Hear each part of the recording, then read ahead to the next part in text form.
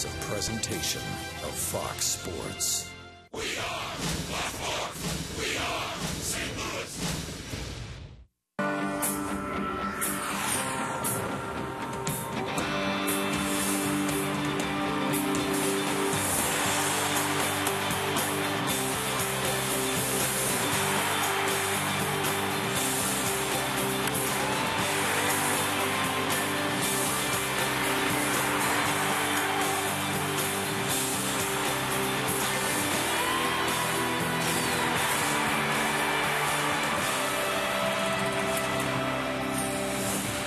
It's another perfect afternoon for baseball from Jupiter, Florida, the spring training home of the St. Louis Cardinals, Roger Dean Stadium. And Matt Holliday is in the lineup this afternoon. He and his teammates play host to the Washington Nationals. Along with Al Roboski, I'm Dan McLaughlin, and welcome to St. Louis Cardinals baseball on your home of the Cardinals all season long, Fox Sports Midwest. And Al, it's another look today at lefty Jaime Garcia. Jaime will be making his fourth start of the spring. Last time out, he went 4+ innings, so you'd like to stretch him out a little bit more. Jaime, 13-game winner last year, the same as his rookie season, but you can ask for more, particularly innings pitched from the big left-hander. And it's a pair of left-handers here today. The Cardinals face Gio Gonzalez, who was picked up in a trade in the offseason for Washington. Spring training 2012, it rolls on this afternoon on the home of the Cardinals, Fox Sports Midwest. To be a Cardinal.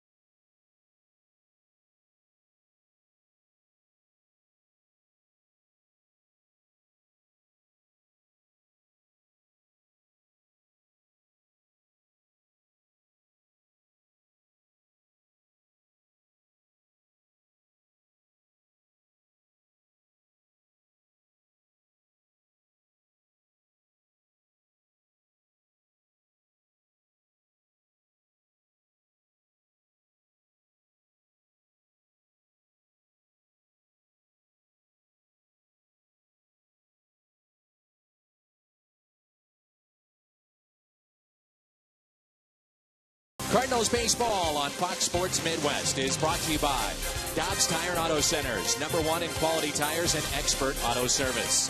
By Budweiser, who reminds you great times are waiting, designated driver. And by Steak and Shake, life needs flavor. Just over 80 degrees here in Jupiter, Florida, along with Al Roboski. I'm Dan McLaughlin. Delighted to have you with us for Cardinals baseball here this afternoon from Roger Dean Stadium. Spring training home to the Cardinals and the Marlins. Also home for two Florida State League teams, the Jupiter Hammerheads and the Palm Beach Cardinals. And there's a look at Cardinals manager Mike Matheny settling in his first season as the Redbird skipper. And pretty much an everyday lineup this afternoon for Mike Matheny. And on the other side, it's Davey Johnson, who decided to take over Washington midway through last season. They had 3 different managers. This will be his first full year with the Nets. And a look at his lineup, Steve Lombardozzi. He's been outstanding this spring. Then Rick Ankiel, Mark DeRosa, 2 former Cardinals, Chad Tracy, Wilson Ramos, Roger Bernardina, Brett Carroll, Andres Blanco, a switch hitter, and we'll see the lefty Gio Gonzalez, and he'll bat 9th. On the mound for St. Louis, a 13-game winner a year ago, and that's Jaime Garcia. Making his 4th start, went 4+ innings his last time out. Just a total of 8+ innings on the spring, so you'd really like to stretch out. But by design, the Cardinals really have kind of backed all their pitchers off a little bit, as Mike Matheny very cognizant of the fact that they played an extra month, and you know, players are creatures of habit.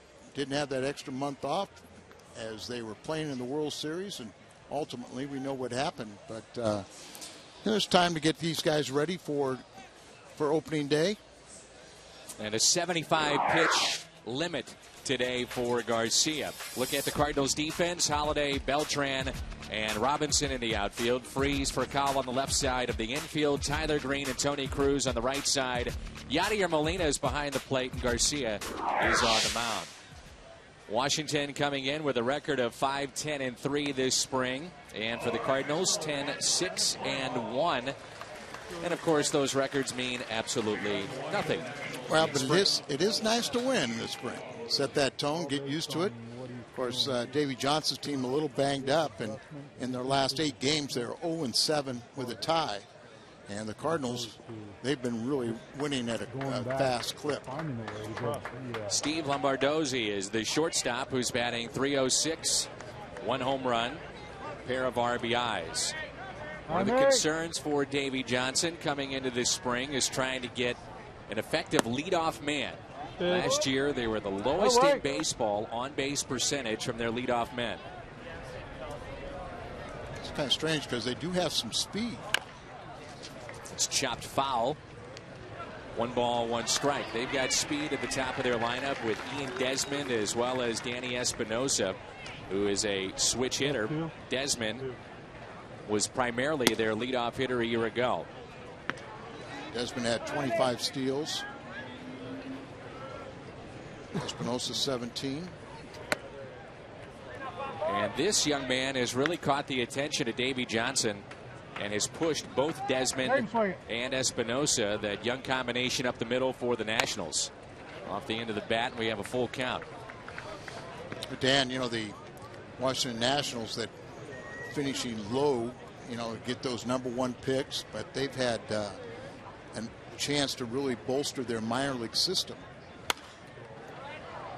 You know, the starter that we're going to see, Gio Gonzalez, they traded 4 top prospects to Oakland to acquire him, and they still feel like they really have a strong pipeline to Washington. Here's another 3-2 pitch to the leadoff man. Matter of fact, those 4 prospects at the start of spring training were ranked in the top 10 for Oakland as far as their prospects are concerned. At the time of the trade, 3 of the 4 were in the top 10 for Washington. And another 3-2 pitch to the shortstop for the Nationals. Swing and a miss, and a strikeout for Garcia to start the afternoon.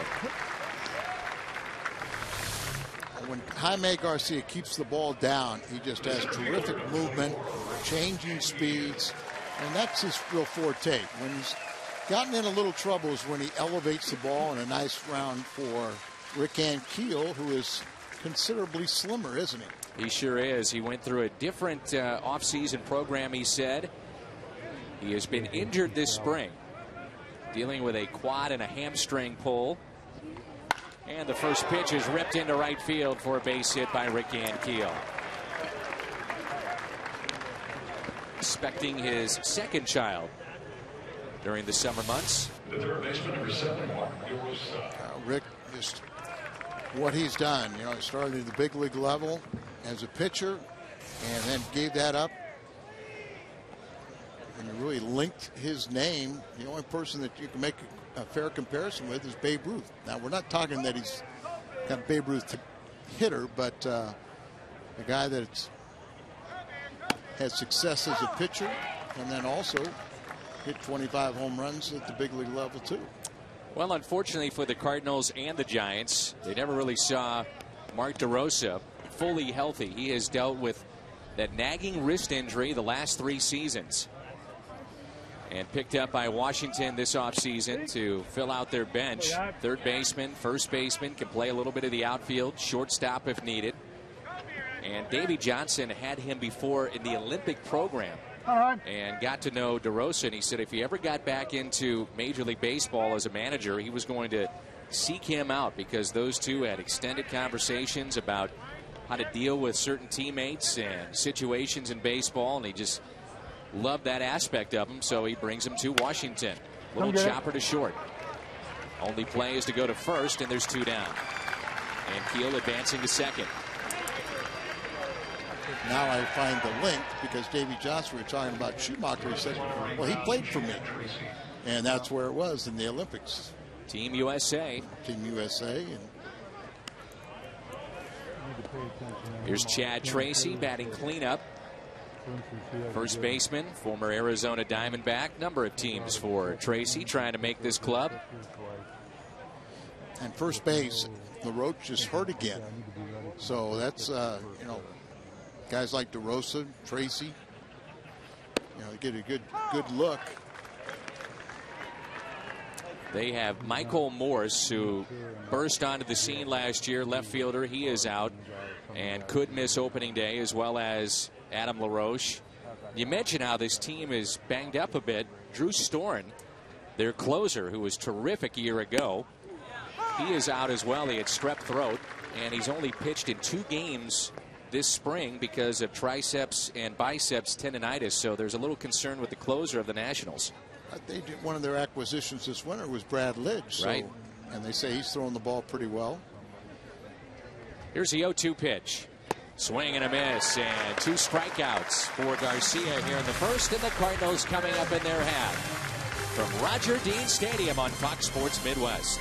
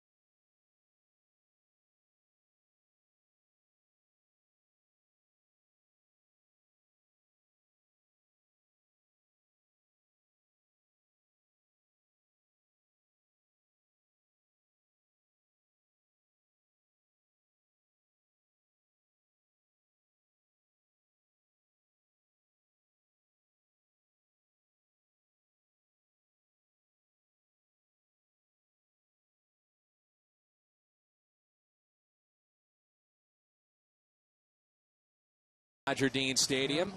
It's been sold out numerous times already in spring training. And let's take a look at Mike Matheny's lineup. Tyler Green, Carlos Beltran, and Matt Holliday in the first, followed by Freese, Molina, and Fractal, Robinson, Cruz, and Jaime Garcia. Gio Gonzalez comes over from the American League and gets the start today for Washington. Hard-throwing left-hander. And last 2 seasons for Oakland, he was 31-12 with a 3.17 ERA. Very good ERA for the American League. And he's got 4 years of Major League experience. And the first pitch to Tyler Green. One of the concerns for Washington, they've worked on it here in spring training, but this just may be the way he is that he'll go deep into counts, and he throws an awful lot of pitches. Grounded out to short Tyler Green. Led the American League in walks a year ago. Defensively, behind Gonzalez, Bernardina, Ankiel, and Carroll in the outfield. DeRosa, Lamandarzi is at short. Blanco and Tracy on the right side of the infield, and Wilson Ramos behind the plate. Our first look at Carlos Beltran. Get on there. Grounded off the glove of DeRosa, and it's a one-out base hit.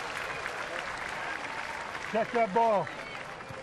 Beltran can stay healthy. I think the Cardinal fans will be very, very pleased with the offensive production. And really, Al, when you think about this team, it's an older veteran group. Holiday, who's up right now, Berkman, Beltran, you know, those kind of players, if they can stay healthy, this team is going to put up some runs. No doubt about it. But, you know, then you've got a couple young guys like David Freese and Alan Craig have to show that they can stay healthy also. But isn't that the case every year? We always talk about health. A lot of teams do that too. But this year, more so than ever with the Cardinals, as Holiday takes a strike on the outside corner. He's had a very fine spring, hitting .464, 2 home runs, and 7 driven in. I say it every year, but we just seem like Holiday is poised for a big season. He can stay away from those freak injuries. Last year was the appendectomy bug in his ear one night. He had to leave the ball game because of that. Hurt his back with a 5-pound weight. Does Alfred Bosky have a neck brace on every year? I mean, what are we doing? And that's a pitch that's taken upstairs. 2 balls and 1 strike. When I fucking wore him out. You hear about that? 2 balls and 1 strike on Matt Holiday. And he hits it just over the Cardinal dugout. And hopefully the fans are going to be okay. Why don't they just extend the screen down to the end of the dugout? Make that happen. And fans there get to great seats, but look out. John Mozeliak, you know, he's a little safer back 3 or 4 rows. Way to protect the kids. The 2-2 pitch. Ooh, it just missed inside. Al told you a little bit about Gonzalez and what he's done the last couple of seasons. He's won 15+ games and also thrown at least 200 innings the last 2 years for the A's. Gave up the 4 prospects to get him. Good starts and then 4th, 5th inning, hit a wall. And that's a ball inside. So a good chance here for David Freese. Who has 3 home runs this spring. One of the reasons why so many fans are excited about what's happening with the Washington Nationals is that Steven Strasburg is healthy, coming off of Tommy John. And he is the opening day starter. That was announced yesterday. They'll open up in Chicago. Then they have Jordan Zimmerman, who kind of flies under the radar, but a guy that also has come back from Tommy John. Projected as their number 2. Gonzalez is their number 3. They have Edwin Jackson, who we saw with the Cardinals, and also John Lannon. So pretty good staff. And you forgot about the former Yankee ace, Wang, who's out with a hamstring right now. They kind of project him to take over the slot, and Lannon kind of be the odd man out if Wang is healthy. Here's the 0-1 to David Freese. Breaking ball, and they say that is a nasty pitch that the National League will see an awful lot of, that curveball from Gio Gonzalez. Yeah, he has an overpowering fastball, then the good curveball, and a changeup. Shade to right field slightly for David. That's correct. Great power opposite way, as we've seen. 1-2. But you kind of touched on it. The real key is be patient. Don't get yourself to going outside of the strike zone. And you can get some, you'll hit in some good hitters counts. Get received walks. On the inside corner and a strikeout of David Freese. There's 2 away, and it's up to Yadier Molina. See, Gonzalez sets up on his position on the rubbers, the third base side, to try and help him get in on right-handed batters. Yadier Molina, fresh off a signing, his 5-year extension. And a common thought at the beginning of spring training before he signed that is that once he hit free agency, if and when he did, he was going to be off to Anaheim to possibly join Albert Pujols. But he felt comfortable here. And Al, I was here at the very beginning of spring, and he made it very clear this is where he wanted to be. He wants to remain in St. Louis. And remember, when he first came up, it was Mike Matheny who was battling for playing time back in 2004. I remember we talked about how Mike shows, the class that he has, that how he understood and tutored Molina. Runner goes from second, ground ball left side, and DeRosa stays with it. And the Cardinals strand 2. It's an absolutely gorgeous afternoon. You're watching the home of the Cardinals, Fox Sports Midwest.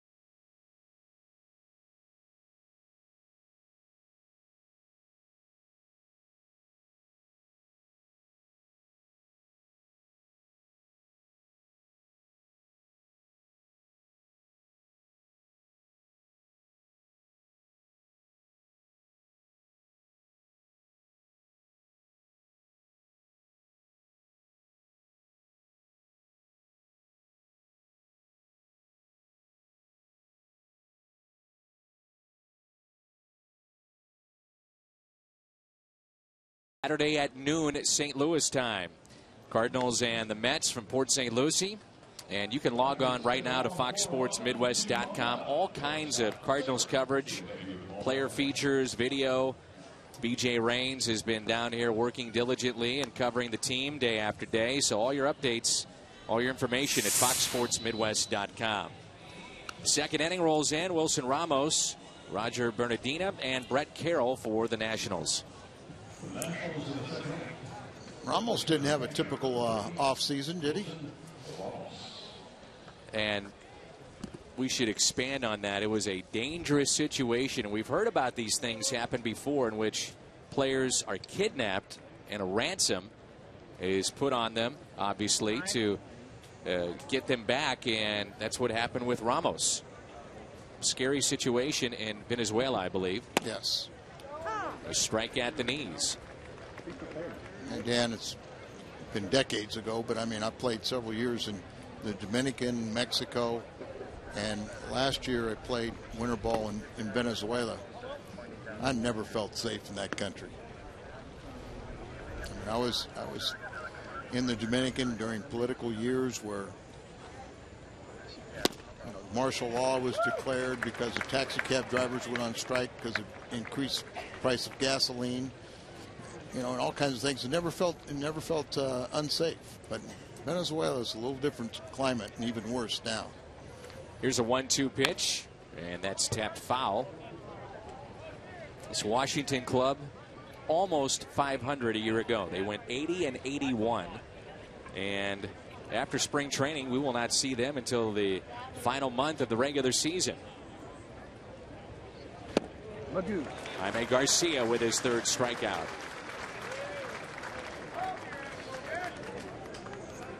Good curveball from Jaime.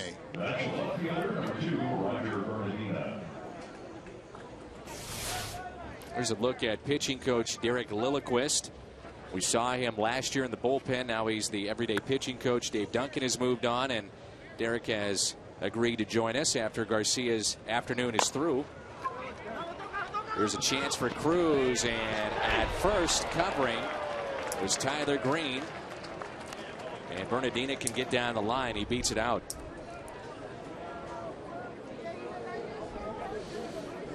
A lot of left-handers will fall towards third base. So you bunt the ball down the first base side and perfectly placed. You know, Tony Cruz, the catcher, comes in there and really kind of a tough play. You know, he did get the throw off to Tyler Green, but Bernardino already had beaten it out. It's another one of those. He stole 17 bases, so some of that speed we talk about from Washington. He just got picked off. Oh, they throw it away, and Cruz couldn't come up with it. Bernardina on to second. He'll head over to third. That'll be an error charged against St. Louis. Remember, you do have Cruz playing out of position, so to speak. Naturally now a catcher. He came up as a third baseman, initially drafted, and then played third, moved to catcher, and they're trying to make him as versatile as he can be if he's going to make this club, and he'll tell you should have had that one. Yeah, I mean, it'd probably be an error against Jaime, but that ball has to be at least stopped and should have been caught, and it should be an out. Now you got a runner at third base and only one out. So one out early on in this game. They'll draw the infield in.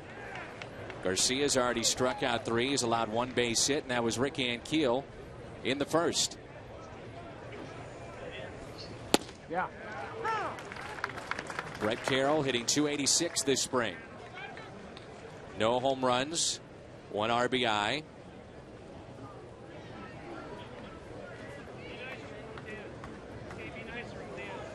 Penciled in as their right fielder today.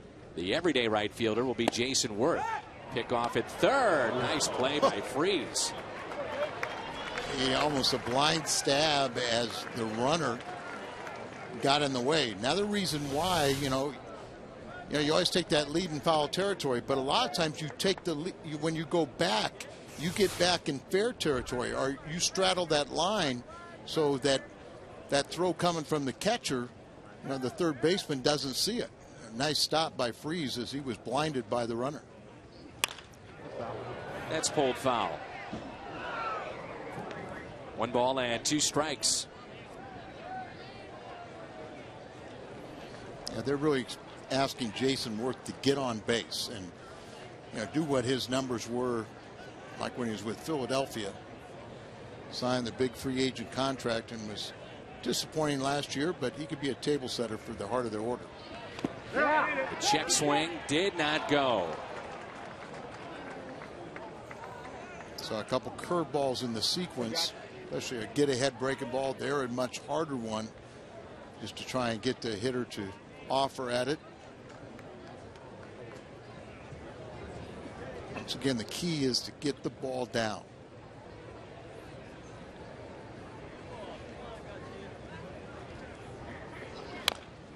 And another ground ball that's tapped foul. If Washington is to make a run in the East this year, they do need a healthy and productive Jason Worth. I mentioned he's their everyday right fielder. Last year, only a .232 average, 19 home runs. In the previous 3 years, he had hit 29 every season with the Phillies. Also, Michael Morse and Zimmerman. Ryan Zimmerman, their third baseman, who is now a $100 million man. Had abdominal surgery last year as his season was cut short. They're expecting, obviously, big things from him, and he's healthy again. And their general manager, Mike Rizzo, says if he's healthy, he's one of the top 15 position players in all the game. Compared him to Scott Rowland as far as his glove and his demeanor. Time called by Molina. 2 balls, 2 strikes, 1 out and a runner at third. It's high praise in my book. Mm-hmm.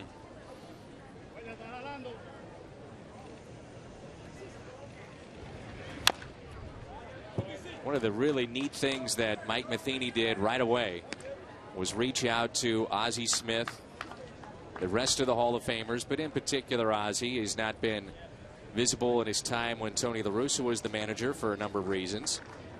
And also Whitey Herzog. Good to see the Hall of Famer Whitey down in the dugout and feeling healthy, and he's here today.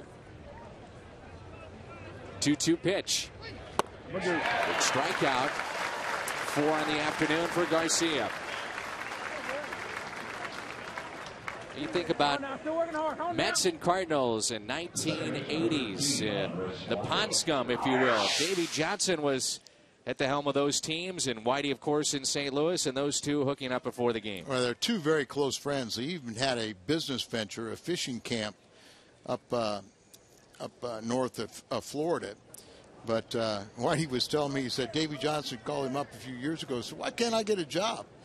Whitey said, well, you had the best talent in baseball for 7 years. You only won once. The honesty of Whitey, it's great.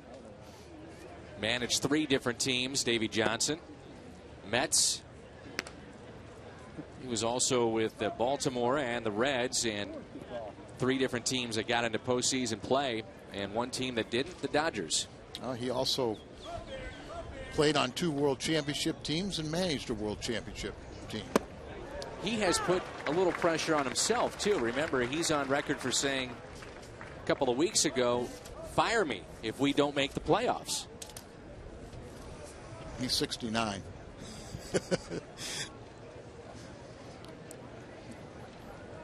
Here's a 1-1 pitch. Another nasty pitch in on the hands of Andres Blanco, a switch hitter and their second baseman today. He only has 2 hits the entire spring. 2 hits and 1 home run. He doesn't look quite like a home run hitter, does he? Mm-mm.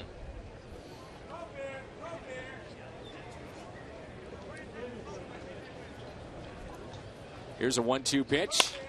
A liner. Prodded short by Rafael Furcal. The Cardinals shortstop leads it off when we come back.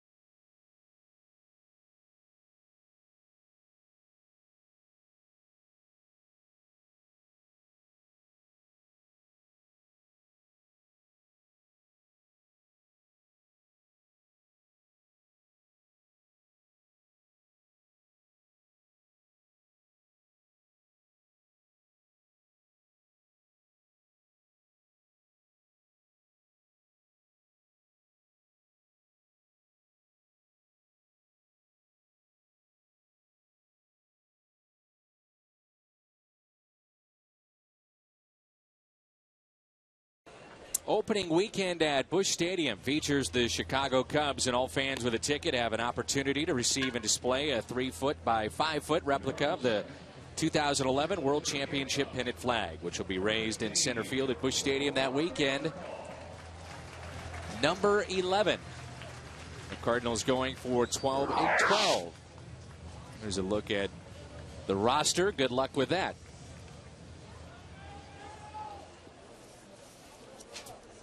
Something the Cardinals, and we touched upon this with John Mozeliak last weekend, that they did. They didn't sit back and say, okay, we're going to rest here, and these are going to be the kind of guys that we're going to bring back. The same group, if you will, and they have made some significant changes with no Pujols and Beltran here.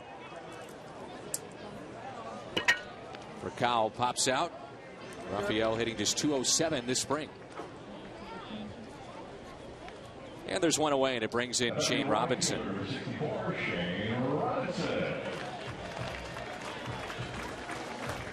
Shane Robinson, Komatsu, Chambers, guys like that, all getting a good look with what appears to probably be a disablement for Schumacher. Pull a rib cage, you know, it's almost automatic, that 4 to 6 weeks.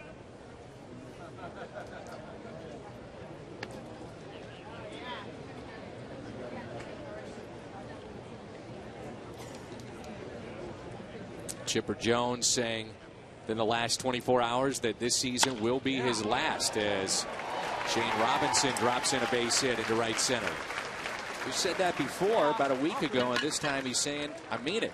This is it. He'll turn 40 next month.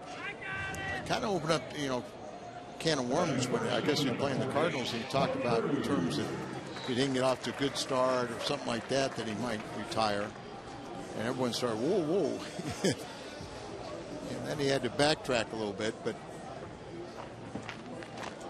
what a great player, future Hall of Famer, former #1 overall pick back in 1990. One out, runner at first. That's Robinson, and here is Tony Cruz, who's at first base today, and his versatility may allow him to make the club. The pitching staff has talked about they really like how he handles a game. But Brian Anderson has complicated things. Been a long-time prospect, it seems like, for the Cardinals behind the plate. And this spring, Al, he's hit pretty well. Nice job of hitting there by Cruz to go the other way. Robinson on his way to third. They'll fire in. He's safe.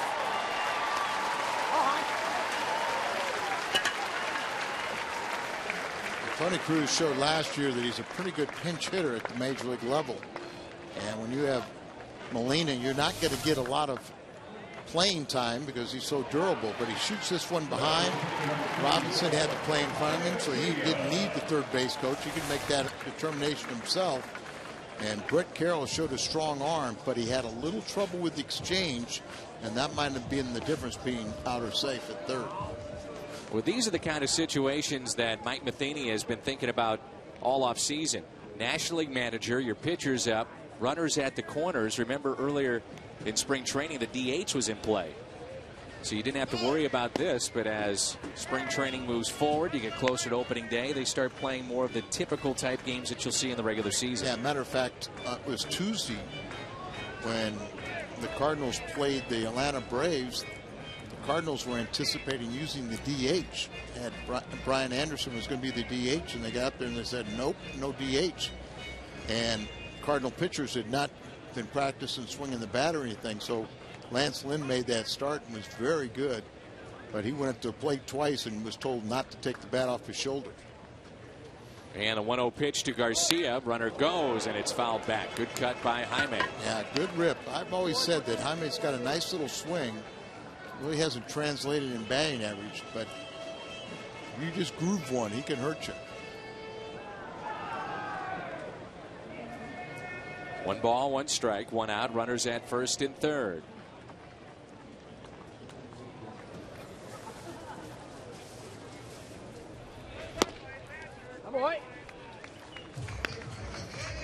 Mike Rizzo, you talked about him earlier in mentioning Ryan Zimmerman. Well, Jordan Zimmerman, who could be their second starter in that rotation. They've got a situation here with Strasburg, Zimmerman, and Gonzalez. All these guys are locked up. So the core of their rotation is set for years to come. They gave Gio Gonzalez a 5-year extension after they traded for him. And one of the things that Mike Rizzo has also done, because of all the high draft picks they have and the farm system starting to produce, when they go out and make an acquisition, they usually try and find somebody that's been a winner. 2-2. Had a World Series pedigree. Help bring along young players and teach them how to win. Last start for Gonzalez was against the Yankees. 3 1/3. Gave up 1 run. Struck out 6, walked 2, 69 pitches that day.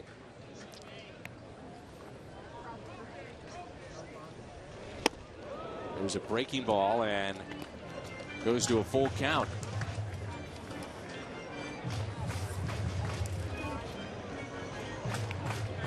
Let's see if Mike Matheny wants to put Cruz into motion here. He's the runner at first. Robinson down at third.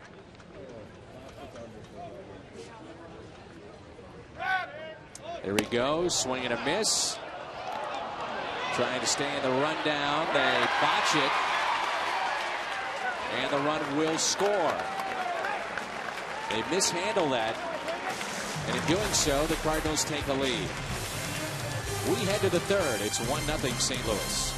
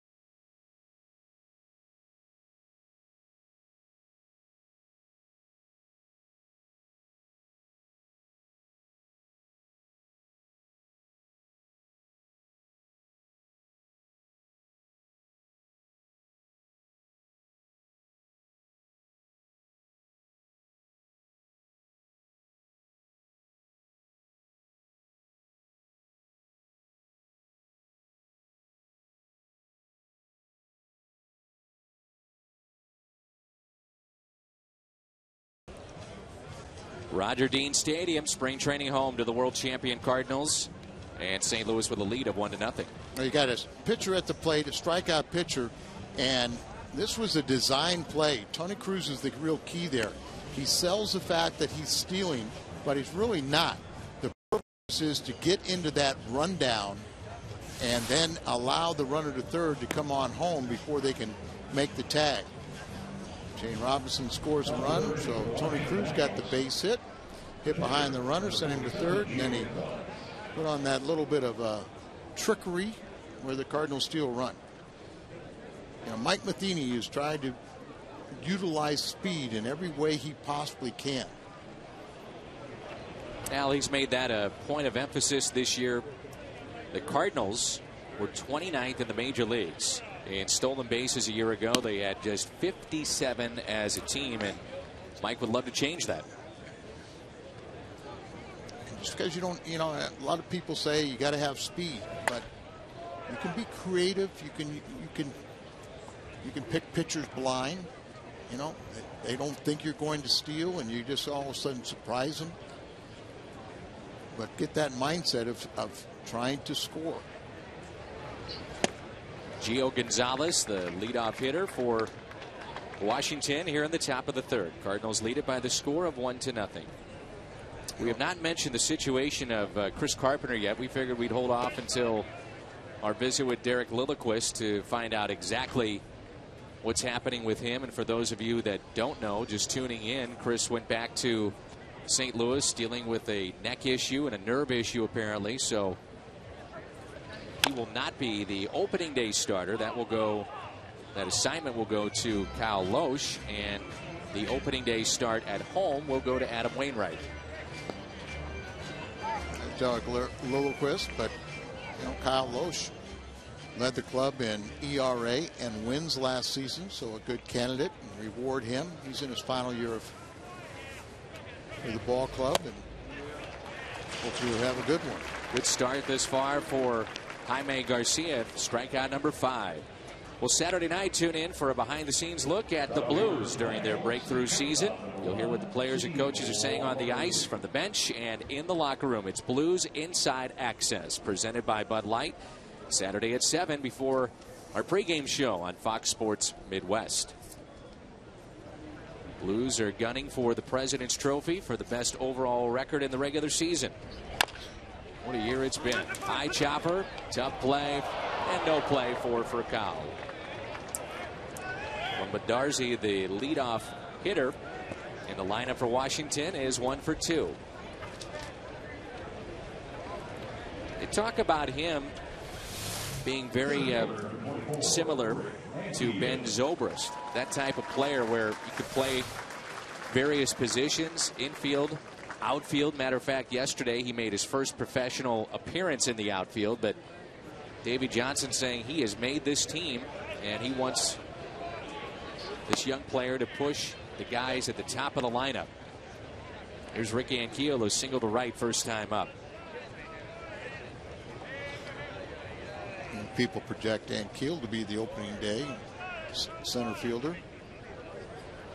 We have not even mentioned the name of the highly touted Bryce Harper.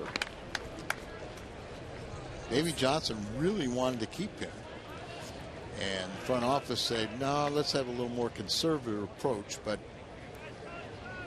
he'll start at AAA, but they say he's the real deal. I kind of was kidding with Bob Boone, who's their farm director, and I said, oh, they sent him down so you could screw him up. And he goes, I don't think I could screw him up. He's that talented. And he's only 19. That's right, 19 years old. Played a total of 37 games above able. That's it in his entire career so far. Explain how he got signed at such a young age. Yeah, he decided to rush through high school, if you will, and was able to complete his high school coursework ahead of what would normally be a 4-year period. And in doing so, then he's able to go to junior college. He plays at JUCO, and in doing that, he's drafted at the young age of 17. Took the GED, early and missed the senior year, and then, like you said, 17 years of age, he's the #1 draft pick in the country. Got a record price of $6+ million, $6.25 million for 17-year-old. Not bad. Not bad at all. 2-1 pitch to Rick Ankiel. And when he was drafted in high school and in college, he played catcher. He's got a cannon for an arm, but they also say he can really run. So the idea was, all right, let's move him to the outfield, make sure that he stays as healthy as he can. And now, because of how well he runs and he's such a good athlete, they're moving him to center field. So he'll play center field at Syracuse. Strikeout number 6. Syracuse being the AAA affiliate for Washington, and because of their poor finishes, they've had high draft choices. Ryan Zimmerman, Chris Marrero, Ross Detweiler, who pitched at Missouri State, Steven Strasburg, Drew Storm, Bryce Harper, and Anthony Rendon. Yeah, they have 14 first-round draft picks in camp, 7 their own personal picks, including 2 number 1s. What a play here by Freese. Wow, what a play by David Freese. Takes the hit away from Mark DeRosa. Jaime Garcia.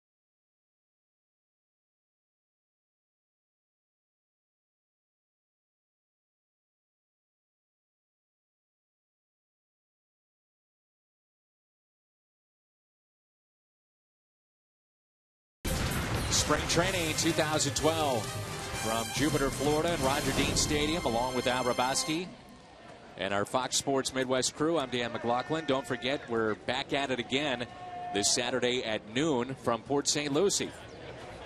Here's Tyler Green and the top of the lineup, and that's fouled back for strike one.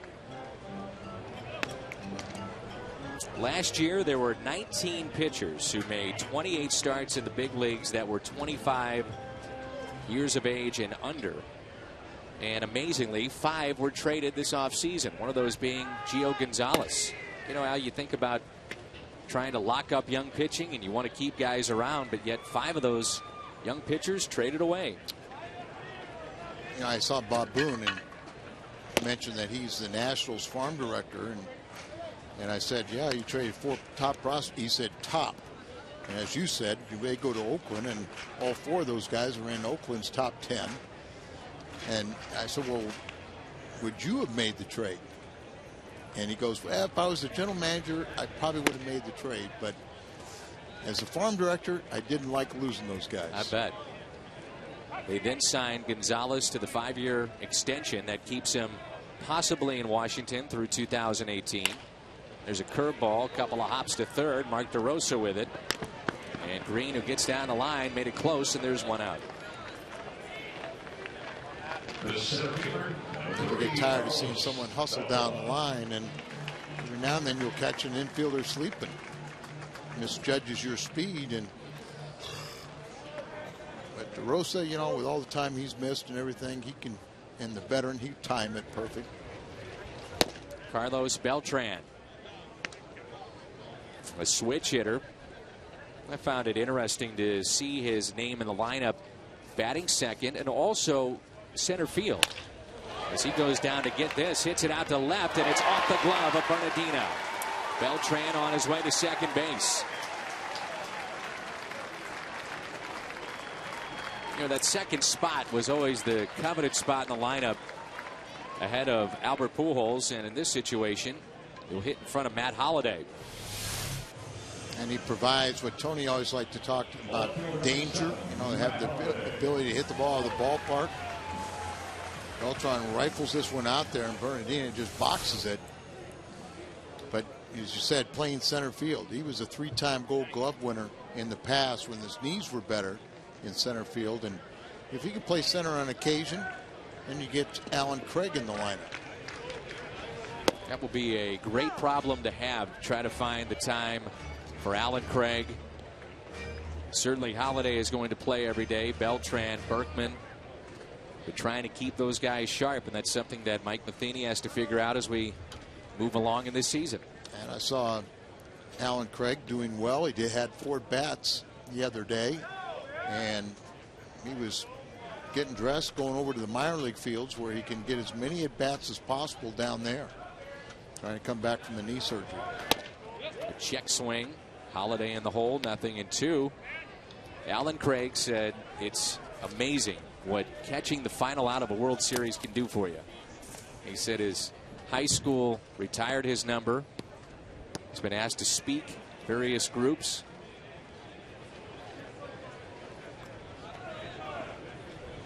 Here's the 0-2 pitch. Yeah, you probably get to make bigger donations too to your schools. You bet you do. No problem with that, that's for sure. That's a great shot there. Lou Brock on the left, Bob Gibson in the middle, Jaime Garcia. Hall of Famers here in Jupiter.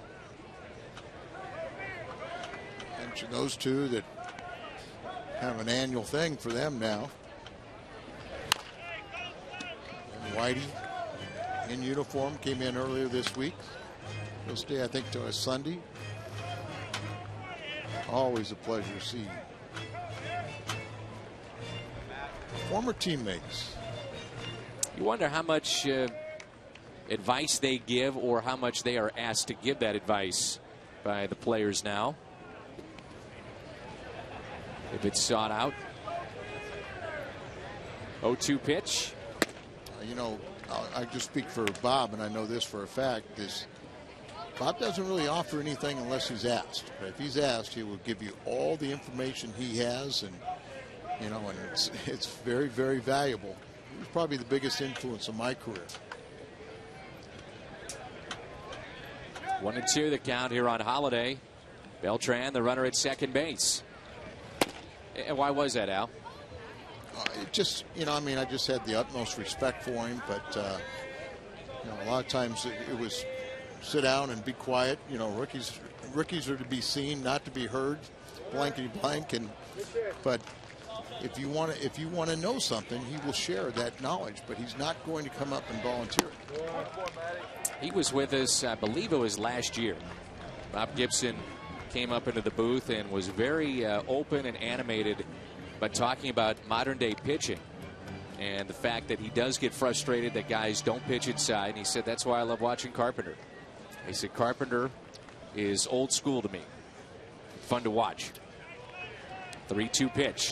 Holiday chops it foul. I remember a couple of years ago, he had a very distinct conversation with Carpenter, and he said, you've got good enough control. You should throw more inside. The intent of a ball in off the plate, just to move them back, and then you have the command that you can go and work back in or away and do whatever you want. But, you shouldn't be afraid to pitch behind the count. Your stuff is that good.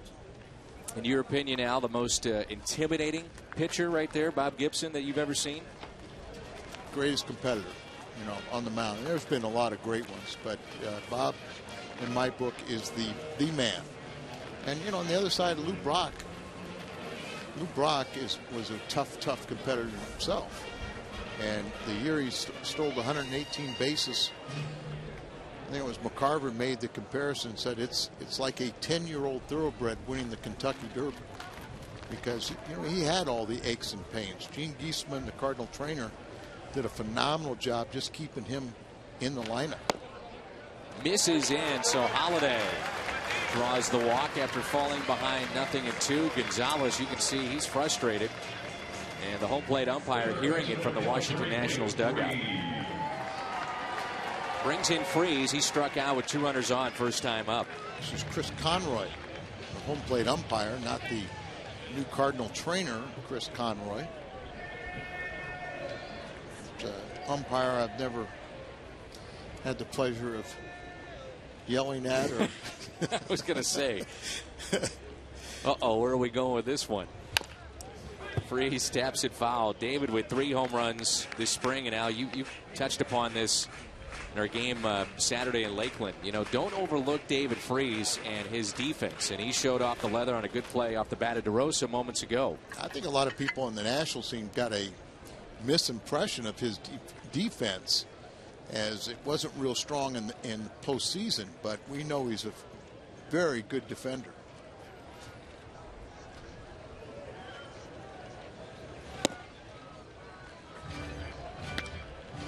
One ball, 1 strike. They've been trying to bust him inside. Everybody knows now his power away, but not only do you want to bust him inside, but he's very vulnerable, particularly to a right-hander, of that breaking ball down in the dirt after you've got him conscious of fastball in.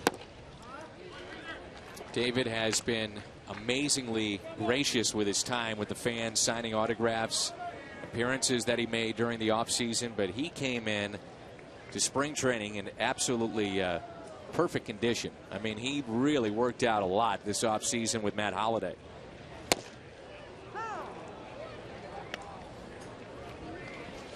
The game within the game right now with Gonzalez and Freeze. In and out, in and out.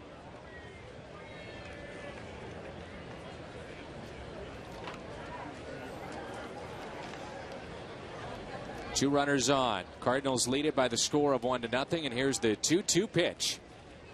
Back in.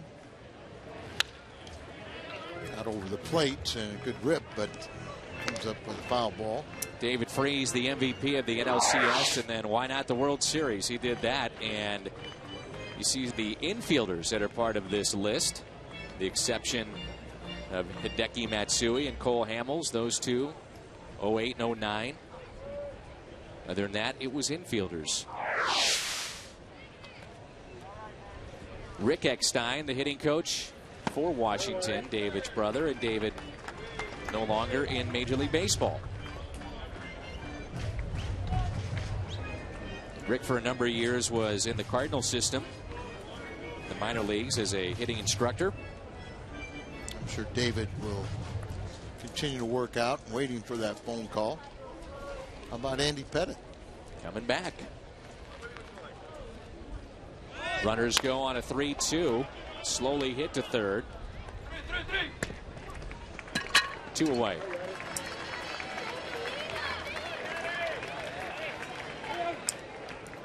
Two outs, and it's up to Yadier Molina. I'd like to see that movement, though. Picked up, each picked up a base, getting in scoring position on an infield out. Gonzalez last year, 4th in the American League with over 8 strikeouts per 9 innings. And also struggled, though, in that walks department. 38th overall pick back in 2004. And 2004, the season that Molina was called up to the big leagues, and what a find he has been.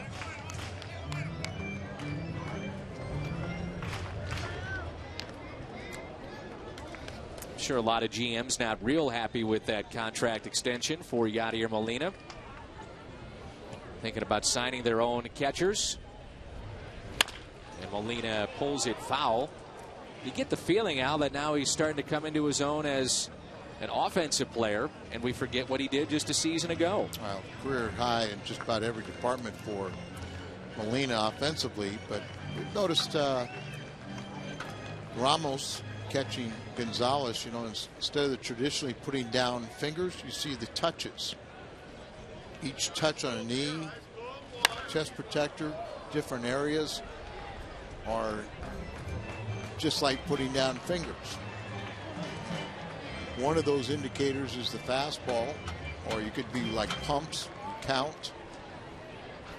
All kinds of different ways instead of just traditionally putting down fingers to try and keep the opposition from knowing what you're throwing. Yadi's in the hole, 1 ball and 2 strikes. Gonzalez has struck out 2.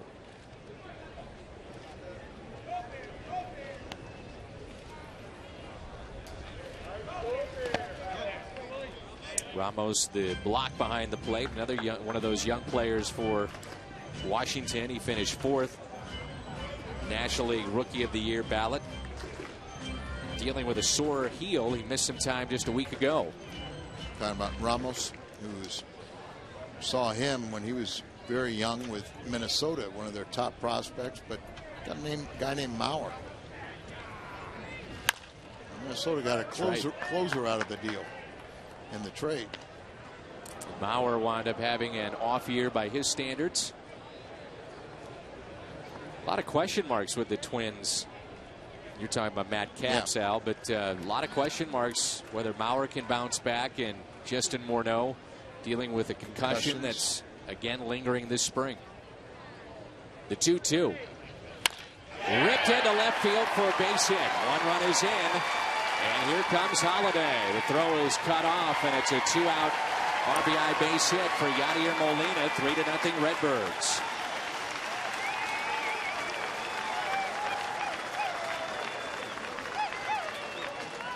Maintaining that 400+ batting average. 2 RBIs for Yadi.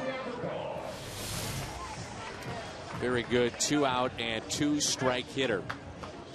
And remember, previous batter that sent the runners on a 3-2 pitch, put them in scoring position. Got 2 runs out of it. Here's for Cowell. And he looks at a strike. He signed a 2-year extension this offseason. One of the first moves made by John Mozeliak. You go back to last year. Brian Franklin struggled as the closer. And Ryan Theriot struggled at short. This may be a base hit. Close play at first, and they just get for Cowell by a step. Molina with RBI 7 and 8 this spring, and the Cardinals lead it after 3. It's 3-0.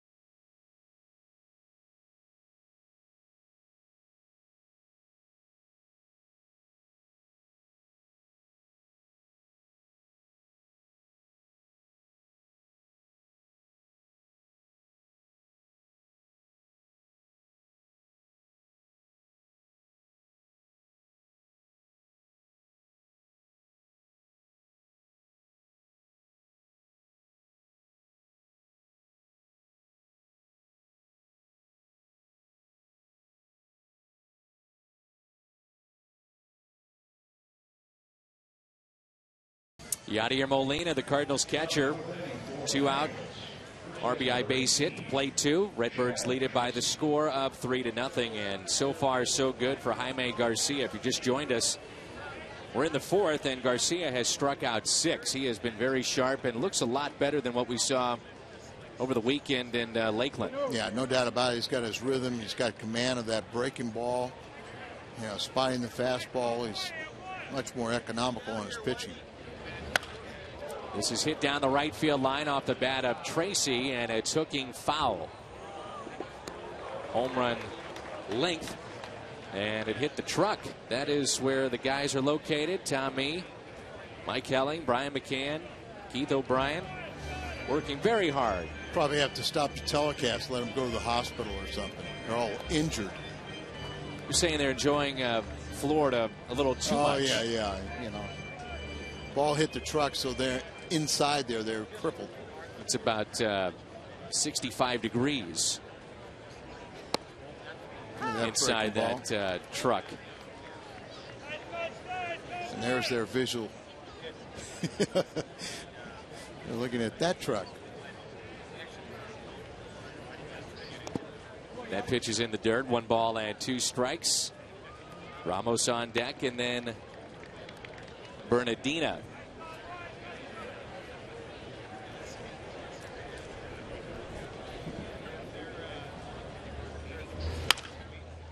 Spoils the pitch and hits it foul and out of play. That is now Carpenter, who is your third baseman. Matt Carpenter takes over for David Freese. Trying to show his versatility as well is Matt Carpenter, the Cardinals' third baseman, who can also play the outfield. Wearing number 62. It was this time last year that he really made an impression when John Mozeliak and the Cardinals front office nearly made the team out of spring. Strikeout number 7 for Jaime Garcia. Well, a great way to see a game at Busch Stadium is with a group of your friends or family members. Group tickets are on sale now, and groups of 25 or more get great incentives, including a discount off the gate price in most seating areas. Visit cardinals.com/groups or the number to call. They're standing by right now, 314-345-9500. Should mention that opening day, the only way to head to opening day at Busch Stadium is with the opening day pack, which includes opening day and also 6 weekend games. But right now, that's the only way to attend opening day. 1 ball, 1 strike on Wilson Ramos. Struck out back in the 2nd inning.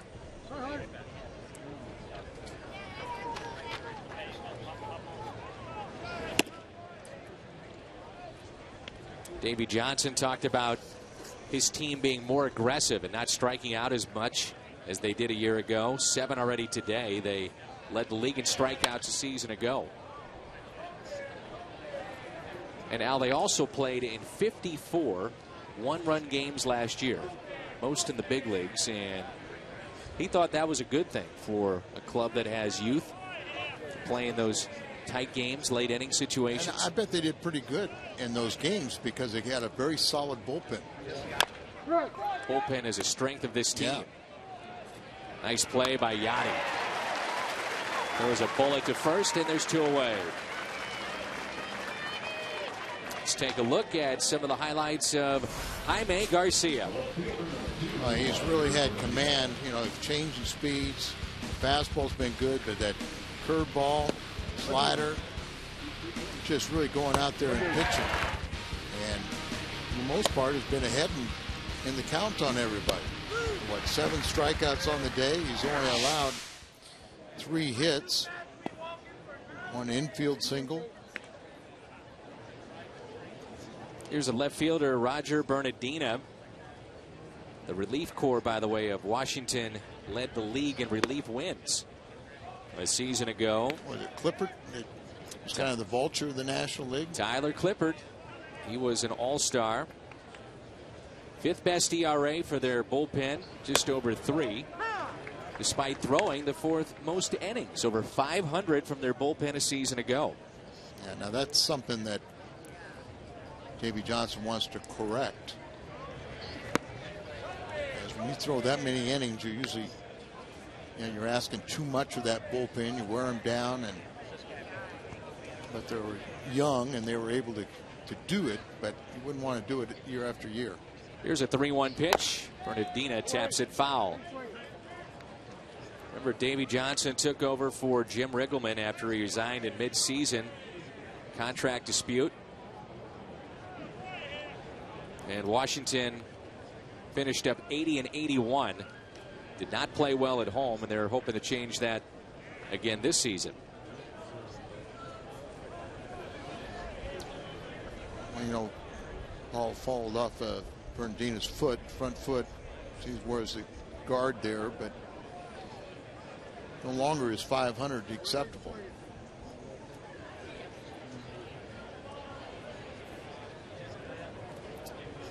Three-2 pitch. Got him on the outside corner. 8 strikeouts for Jaime Garcia. Bernardina throws his helmet all the way inside the Nationals dugout. Called out on strikes, and we're at Roger Dean Stadium. 8 Ks this afternoon for the lefty Garcia.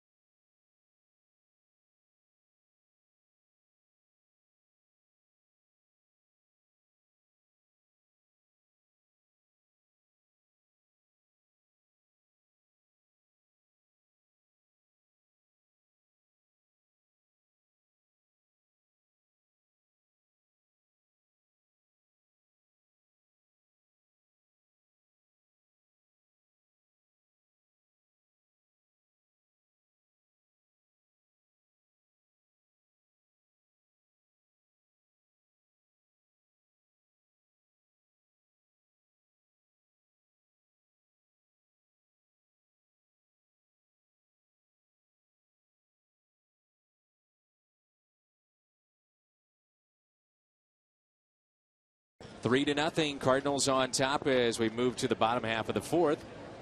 Shane Robinson will lead it off, the 7th place hitter in the lineup today for Mike Matheny's club. Singled to right center, first time up. Warm, sunny afternoon here in Jupiter, Florida. Goes to right again, base hit. Yeah, I've had a chance to talk to a lot of the young guys, and they are just loving this camp with all the attention that Mike Matheny has paid to the younger players. Ball up the zone, then just sweeping through. A guy like Robinson really needs to utilize all the field, spray the ball around. Art McGuire has really enjoyed working with a lot of the young guys, say how receptive they are to his comments and advice. But they're all saying, hey, Mike Matheny's treating us like we're big leaguers. And a lot of them are getting a lot of playing time.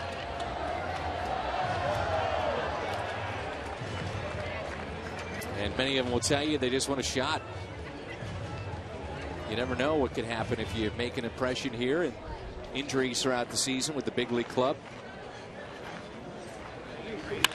That's ripped into left field. Robinson can run. He's on his way to second. He'll dig for third. Jose Oquendo will wave him in.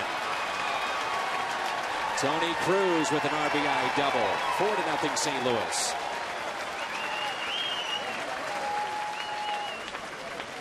Shane Robinson, Tony Cruz, 4 for 4. Tony Cruz helping his cause quite a bit. See, Shane's got the good speed. Ball down the left field corner. He's got it right in front of him. So he can make that. Then you pick up your third base coach and send him on home. Tony Cruz showed that he can swing the bat a little bit, and a battle for the backup catcher spot. And Tony's kind of, I'd have to say, he's got the inside track. Garcia looks at a strike. Your own cause, get a bunt down, get Cruz into scoring position, with only, or excuse me, over to third with only one out. Garcia showing bunt. Corners are in. Nobody out with a runner at second. Looks at a ball low. Showed bunt early, but looked like he was going to swing the bat there, and kind of maybe that's only for one pitch. Kind of get the defense, put a little doubt in the corners that are playing in.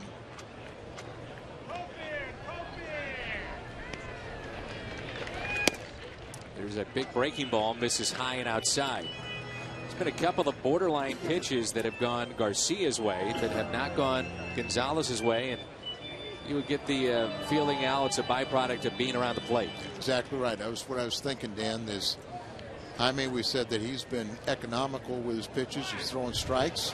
In the umpire's mind, Gonzalez is not. The Cardinals are doing a lot of little things here at the end of spring training in this ball game. I'm sure that Mike Matheny likes to see. Little things in spring training add up to wins during the regular season. Just simple execution, fundamentals. I was talking to Scott Linebrink, one of the Cardinal relievers, 10-year veteran, and he said, I said, how do you like this camp? He goes, I've never been in a camp that has paid so much attention to detail, but yet our practices, you know, are very snappy. You get your work in, and then you get out.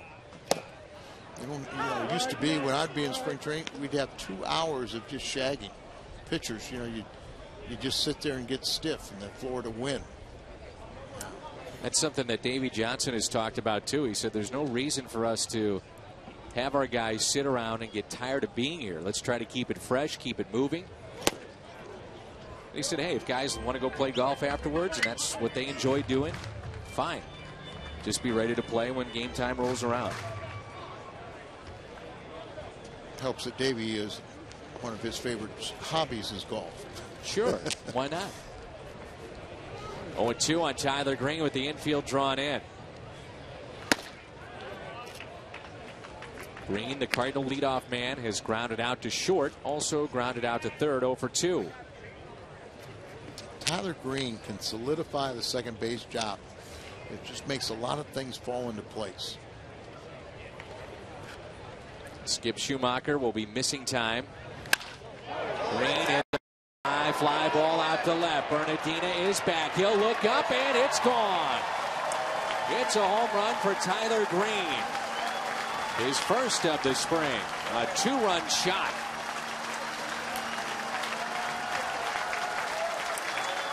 Tyler Green does have surprising power. Remember a couple years ago he hit one up in the upper deck, big Mac land. He also has some of the best speed on the ball club, probably the best athlete. So you don't look for necessarily a home run. Gonzalez knew it was gone when he saw the contact. Boy, just good follow through with those wrists, pop those wrists and everything. But Tyler Green's probably the best athlete on the 40-man roster.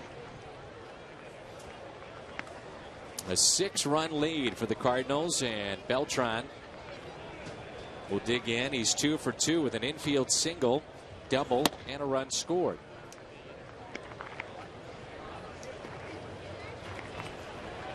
Start to stretch now in the Washington bullpen. No activity just yet.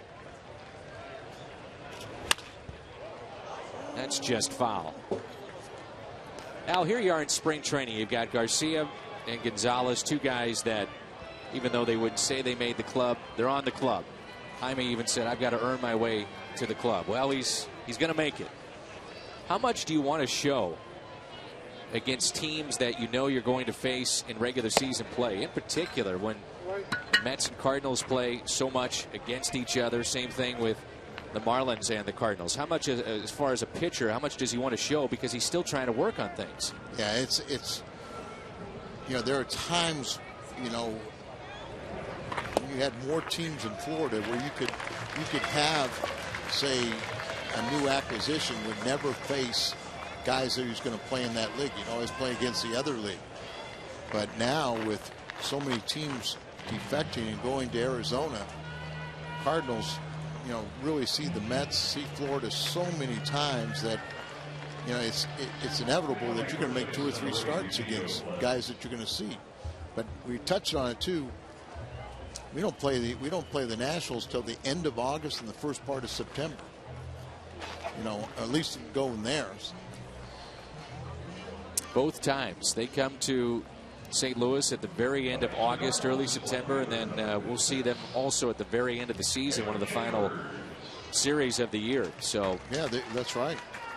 Long time between those ball games. They come to St. Louis September 28th, 29th, and 30th. Here's Adron Chambers pinch hitting for Matt Holliday and hits a fly ball out to left. This is well hit. Opposite field. It's off the wall. They'll hold up the runner at third base, and that's Velez, who's pinch running for Beltran. Sometimes you how do you judge in the Florida win? Now watch Chambers, you know, really doesn't have much power. Look at, he hit that ball up there, and then it looked like after he made contact is when he tried to push it, rolling his wrist over, but it got up in the jet stream and just took off and went high off the left field wall. Brings in Matt Carpenter. That should be about, when you, as a pitcher, you see a guy make contact like that, that's supposed to be a fly ball out. Gonzalez has also been frustrated with the home plate umpire in his strike zone here today. Well, Carpenter is hitting at .310 this spring with a home run. He's driven in 5. Good opportunity here with just 1 out. Runners at second and third. Fights it off for a base hit out to left. They'll wave in Chambers. The play at the plate, throw is offline. He's in there safely. Carpenter drives in 2. He's driven in 7 this spring.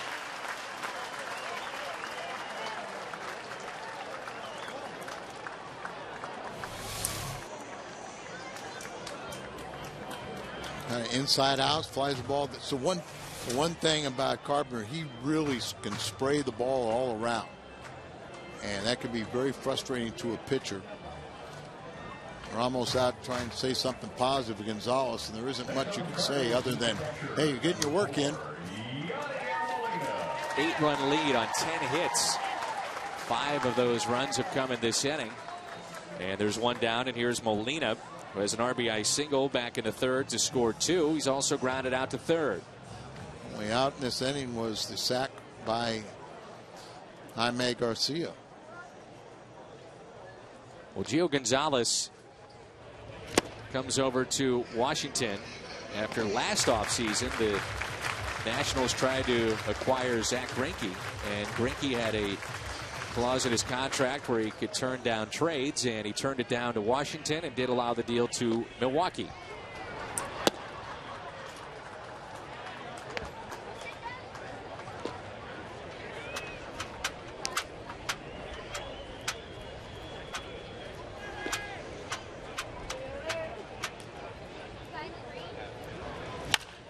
Swinging away on 3-0. Cardinals would love to improve on hitting in double plays, which they did an awful lot of, a National League record a year ago. It was a little more palatable because the Cardinals led the National League in runs scored and batting average. So, I mean, they had a lot of base runners, but they had 1, 2, 3 in the National League. Top 3 guys hitting into double plays: Pujols, Molina, and Holliday.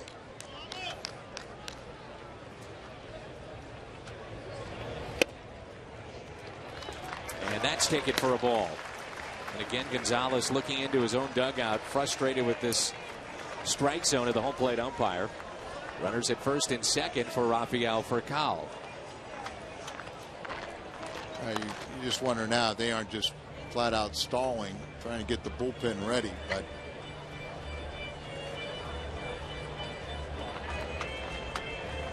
that's 4 walks by Gonzalez. Go along with the 10 hits. Would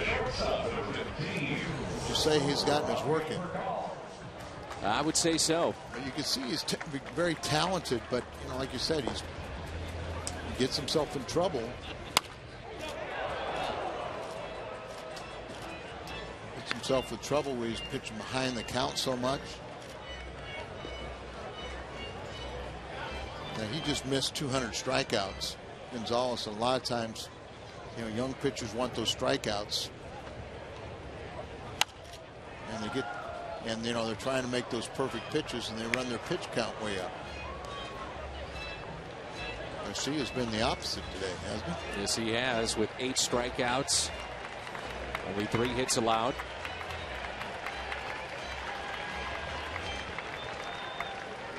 Could be the final plate appearance here for Rafael Furcal. He needs to get going. Hitting under 200. And he's called out on strikes.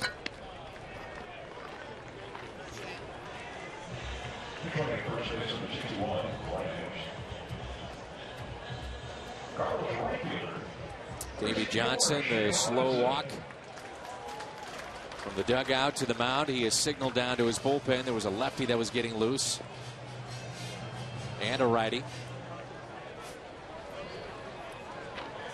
And he'll go to his bullpen. When we come back, we'll step aside. Shane Robinson will be at the plate. When we come back, it's all Redbirds this afternoon. It's 8-0.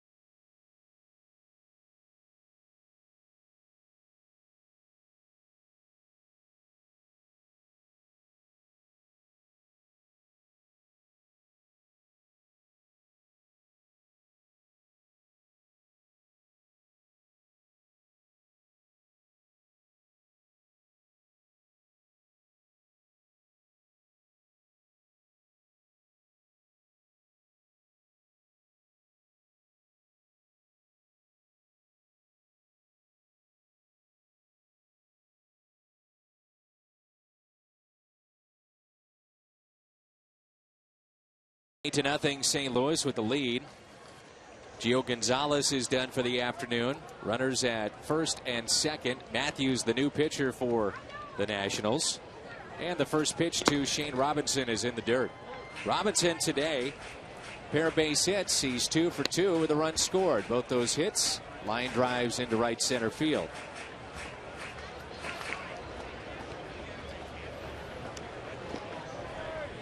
Matthews, where he's done his 35 games, 2-2 record.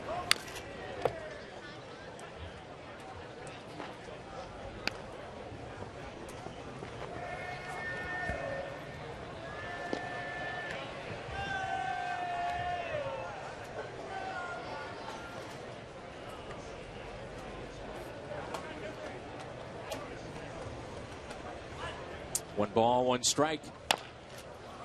Chopper to short. And they get Shane Robinson by step. Cardinals will strand 2, but they pick up 5. And they lead it after 4 innings of play. It's 8-0 St. Louis. Where can you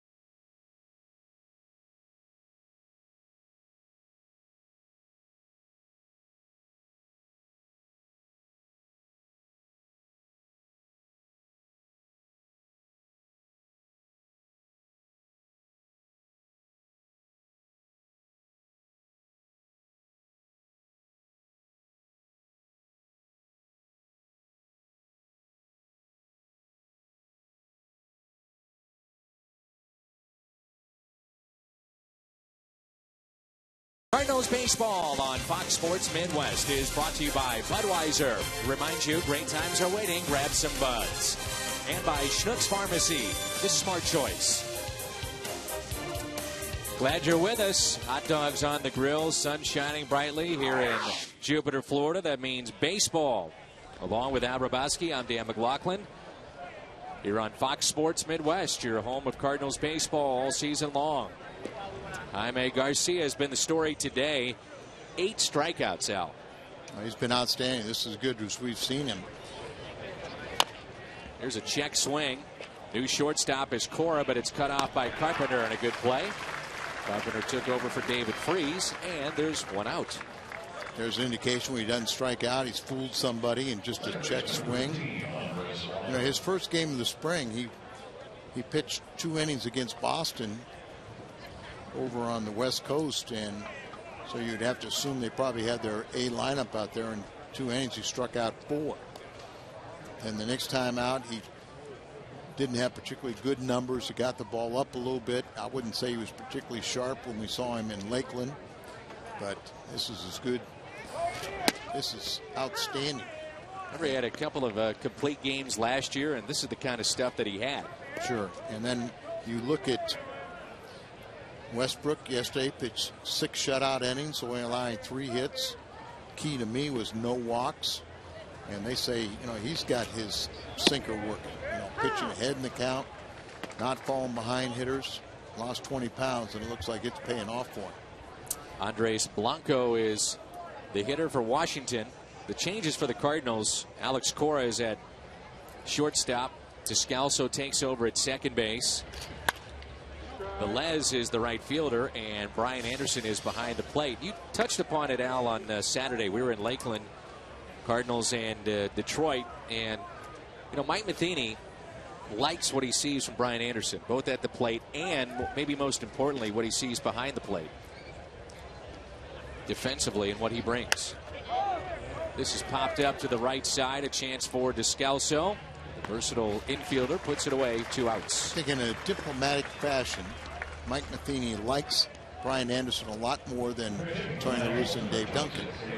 But I think that's fair. Yeah, and you know, they formulated opinion very early in Anderson's career, and Mike said, you know, hey, he was a high school draft. Nobody really worked with him on the nuances of the game, calling a game, doing these different things, and so Mike kind of got in his corner, and Brian kind of told you that, you know, this is kind of a make or break time for him. In my mind, he really hurt his chances on Saturday when he boxed a couple balls, and because most of the time when what you're looking for as a backup catcher is the ability to catch and throw. Jesus Flores, good spring, couple of home runs. He's driven in 5.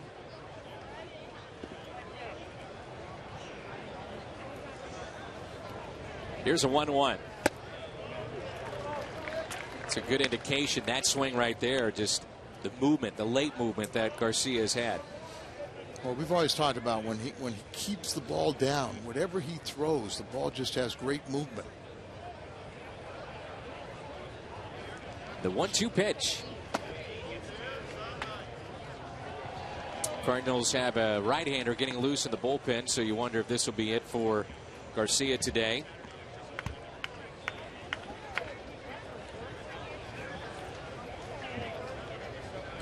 Again, we'll visit with Derek Lilliquist coming up at some point in our contest. Once Garcia exits, get an update on Carpenter and maybe some of the plans for that spot in the rotation. Lance Lynn at this point would be the guy. And Lance didn't do anything his last time out with 4 perfect innings. And then he ended up going 5 innings and allowing, I think it was a run, but he was very good.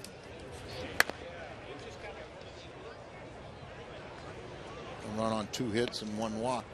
And that all came in his 5th inning work. You know, we talk about the players and those guys going up to the Hall of Famers and asking them for advice. You wonder about Mike Matheny right now and just, you know, running a spring training camp. Does he go up to a Whitey Herzog or Red Schoendienst and ask for a little advice about situations. We'll talk about that. Yeah. When we come back, as Whitey is in uniform and in the dugout this afternoon. It's all Cardinals midway through 5.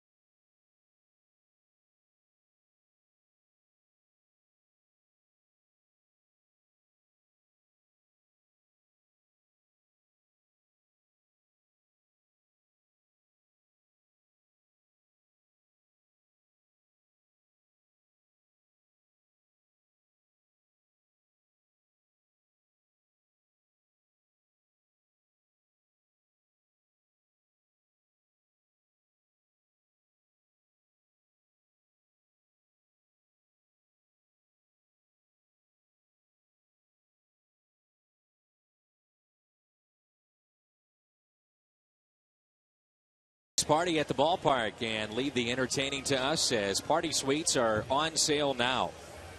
And with a party suite, it's fully catered, all-inclusive menu. They're great for groups of 30 or more, and available right now for the game that you want, the series that you want. Cardinals.com/party suites. Ross Detweiler, another one of those high draft choices out of Missouri State. Record of 4-5. And he's one of the guys, along with Chin-Meng Wong, that they've talked about that could possibly in the future be in the rotation. But Davey Johnson, Al, it's very interesting how he has approached his bullpen. And we talked about the gaudy numbers that they had a year ago. He wants minimum 2 longmen. And he said part of that is because of Strasburg. They're going to limit his innings this year to 160. But he said it may be old school in the way that I've been managing baseball, but I always felt I had to have 2 longmen, and that's what he's going to do this year. So Detweiler could be one of those guys out of his bullpen that's a longman. If you're going to do that, then guy gets in trouble early, then pull him. And that's his point. Yeah. Well, it'd be interesting to see if, how many pitchers Mike Matheny takes.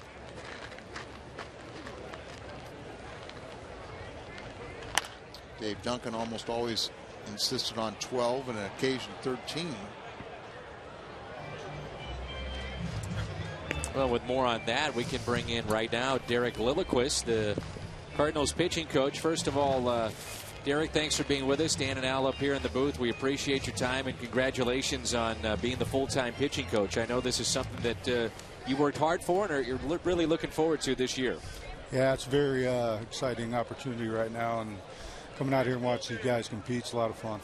How about your starter today? He's been fantastic, and that's Jaime Garcia with the 9 strikeouts, and that's a base hit into right for Tony Cruz. But just a little bit on Garcia and what you saw. Jaime, delivery was good today, real repetitive. Made a lot of nice cutters in the right-handers, mixed in his assortment. Kept the ball in the bottom of the strike zone. Al just brought up an interesting point about, how many guys you want to carry and who you carry. If you can give us a little insight into that, what's your thought process and what you need in the bullpen, being a National League team, and how many pitchers you want to carry out there in your bullpen. And there's a broken bat and a fly ball into right for the first out. But as far as the numbers are concerned, what are you thinking, Derek? I don't really even think we've gotten that far yet in terms of thinking about numbers. I know we got some off days early in the schedule, and we'll just see how it plays out. We're just going to get these guys prepared physically and mentally, and see how it shakes out from there. Would you be opposed to carrying 11 pitchers, an extra, bench player? I'm open for anything as long as it makes sense. Number one, and number two is that they're the right guys. So we'll see how it shakes out. Well, a big question obviously around this rotation is the health of Chris Carpenter. And can you tell our fans across the country that are tuned in today what the status is right now on your right-hander? Well, right now we're just trying to figure out exactly what's going on with him, and until we get exact diagnostics on what's going on, we haven't had a plan for him yet. Once we get exactly what's going on, and we'll revise a plan to get him back into the rotation.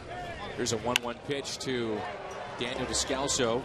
He's in the top spot of the lineup, but the idea at this point, though, Derek, is to move Lance Lynn into your rotation, right? Yeah, and he's being stretched out as we speak. His next time out, he'll be somewhere in that 75 pitch range, and he's done a nice job to this point. Yeah, Derek, his last time out, I just got to have a lot of confidence in Lance Lynn in any capacity.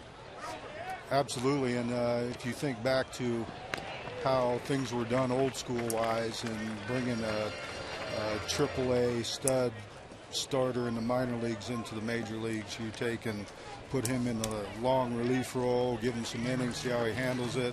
And as he handles it and gets himself in a situation where the innings become more important and the situation's more important, he's handled everything we've thrown at him, so this is the next step. Yeah, and I really like that philosophy, and even if he did make a couple starts or something and you put him back in any capacity in the relief, and then next year when potentially you might be looking for a couple more starters, with the experience he had, you can move him into the rotation and he'd be that better off. Yeah, we wouldn't rule that out either, so we just have to see how it plays out. We'll prepare him as we see fit, and then go from there. Derek, it's interesting, too. He talked about his velocity last year out of the bullpen. He'd hit 97, 98, knowing he wasn't going to start. How does that change his mindset, maybe velocity-wise, and, letting it fly for 3 outs or 2 outs, whatever the case may be, as opposed to trying to go, at least 6 or 7 innings? That's a common trap a guy goes through when he goes from, it's raining sunflower seeds over here. We attracted Berkman and Holiday from the game, so that's a common trap. I mean, you come from the bullpen thing, you got to pace yourself. Stuff's not quite as good as it would be for 1 inning, but he's going to go out there with the approach best stuff every pitch and see how far he can go in the game. Mike Matheny anointed Jason Mott as the closer officially. He's been given that label. How do you feel his spring has gone? It's gone pretty good. He's working on his secondary pitches just like he has in the past. His arm's in good health, and it's just a matter of getting him out there and letting him get his spikes in the dirt.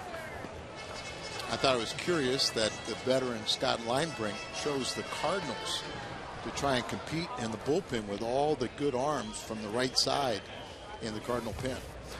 Well, and based on what we've seen to this point, his arm strength is pretty comparable to a lot of the guys we got down there. He's done a pretty good job for us so far. And he does provide a lot of leadership, that veteran guy to give you some leadership down there in the pen. Absolutely, yeah, he's a proven veteran. Derek, who else has caught your eye, especially some of the minor leaguers? That's a no-brainer. Trevor Rosenthal, he came into camp focused, prepared, body in good shape, strong, and he came in focused. He came in with a chip on his shoulder, and he opened some eyes. 100 miles an hour and a couple outstanding breaking balls. Absolutely. With the change-up and to this point with basically a total package, composure, mound presence, he's at this point the real deal. What do you tell a guy like Shelby Miller in your limited experience with him? Shelby's got to keep pitching. He's got to find a way that when he comes into camp, he's got to be ready to go. Even last year, early on, he wasn't as good as he was towards the end of the year.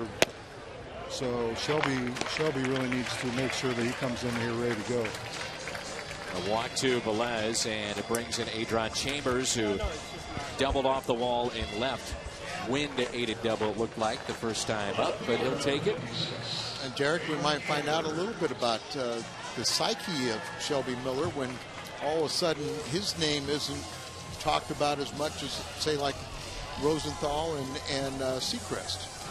Well, that's the beauty of it. You never know where guys are at, who's outworking you, and sometimes guys catch you and surpass you. You got to just make sure you look in the mirror every day and make sure you gave it your best. Derek, what do you tell your guys now that are established, that are on this team? You know, the Westbrooks, the Loesch's, the guys that you know are going to be there and go north with you.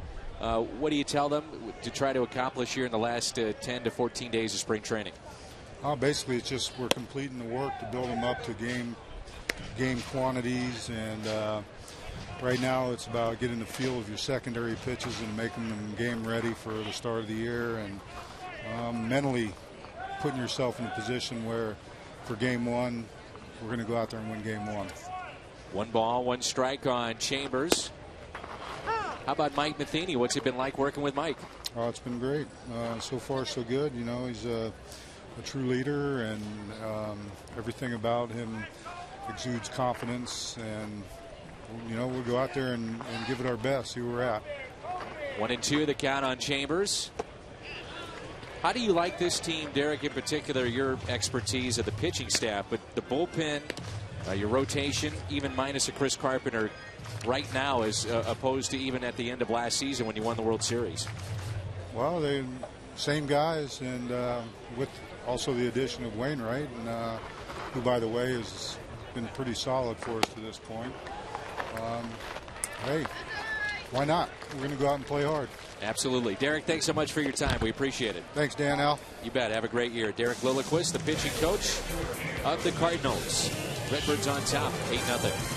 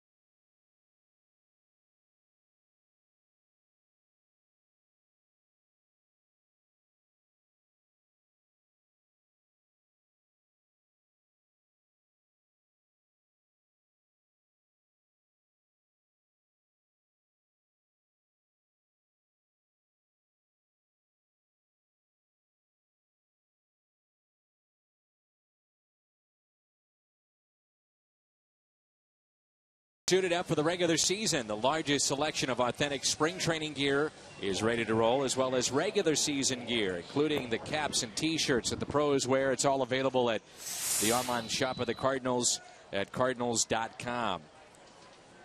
Al Hrabosky, Dan McLaughlin, and the aforementioned Jason Mott, the Cardinals closer, takes over here in the 6th inning, and the first pitch is popped up into shallow right. Bombardozzi, the leadoff man for Washington, is retired. Now, Dan, my philosophy in spring training is, in theory, like Jason Mott, he gets 1 pitch, 1 out.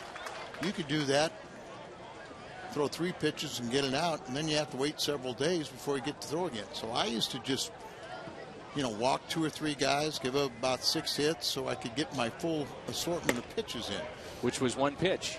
No, I just, it was only 1 pitch. Your full assortment of the same fastball. Fastballs. But I think I was the worst pitcher in spring training. worst pitcher in Florida. But I got a lot of work in, and then by opening day, I just flipped a switch and said, okay, now you're ready. Now go out there and do your thing. And that's, if you've got the team made, you can, just get your work in and kind of build block up to opening day. But I know it's fashionable these days to say, oh, I got to make the team. But guys know who's on it and who's not. 2 balls and 1 strike on Rick Ankiel.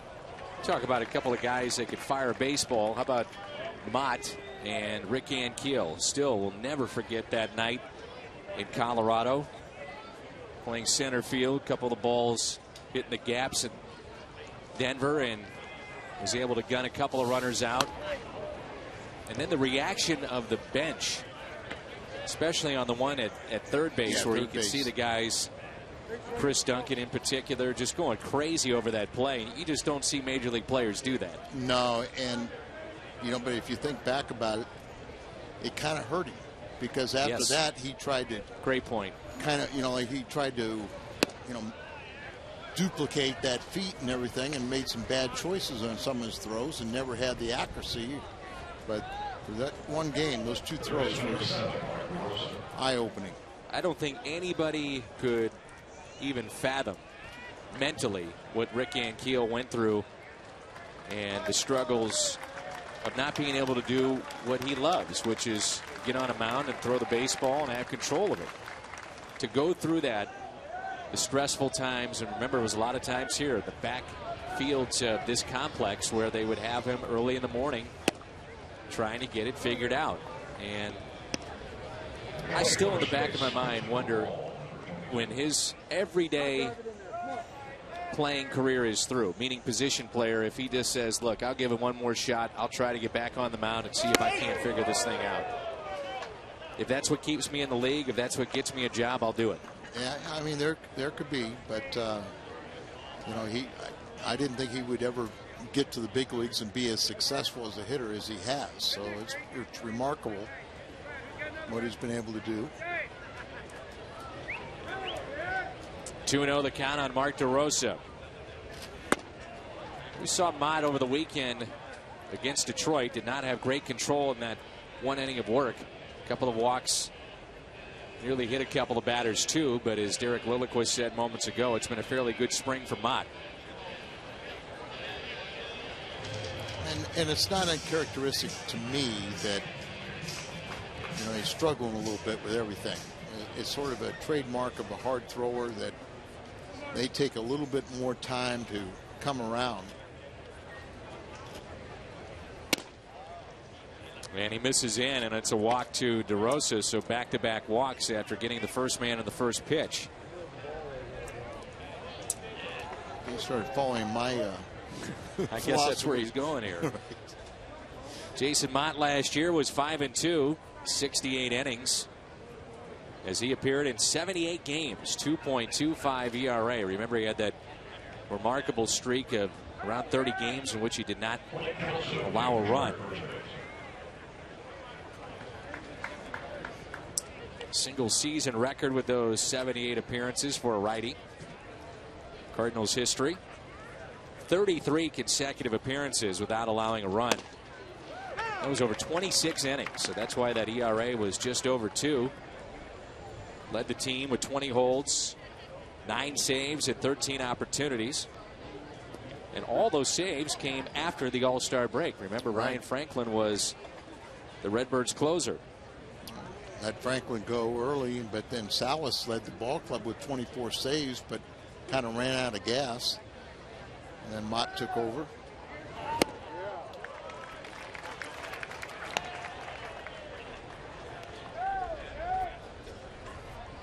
Working more on those secondary pitches, and that means the cutter, slider, if you will. We've seen a lot of them trying to throw change-ups and different things, and your mind's kind of telling you, okay, you need to work on these pitches, but then bad juices get flowing and you want to just revert back to being a thrower. Come on, Art.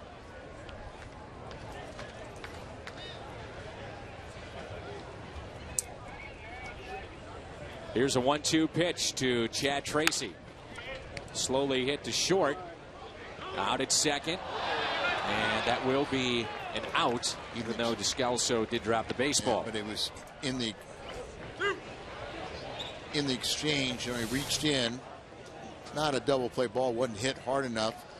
Descalso gets it and reaches in to take it ball out, and it comes out, but constitutes a force out. He had control of it long enough.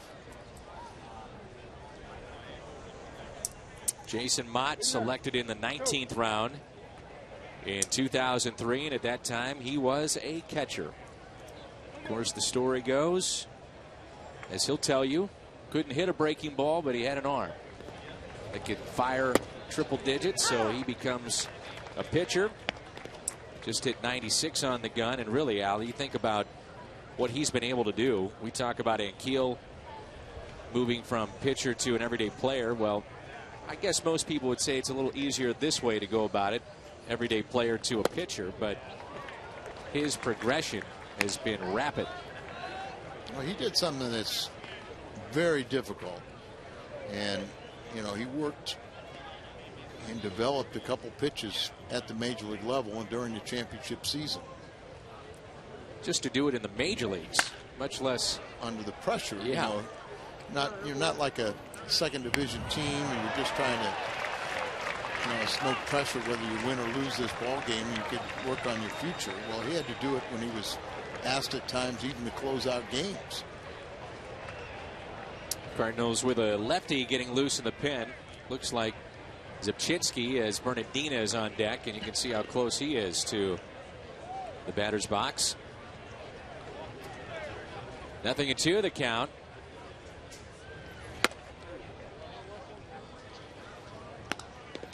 That one hit 98.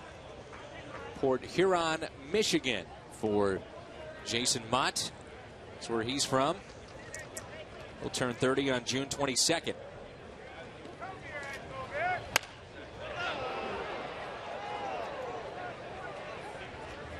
This particular facility, it's the older ballparks in the way that they're set up with the bullpens in play.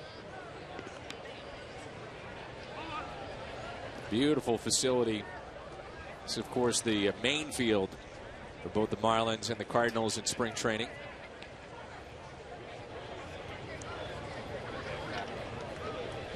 It's 15 years now, the Cardinals spring training here in Jupiter.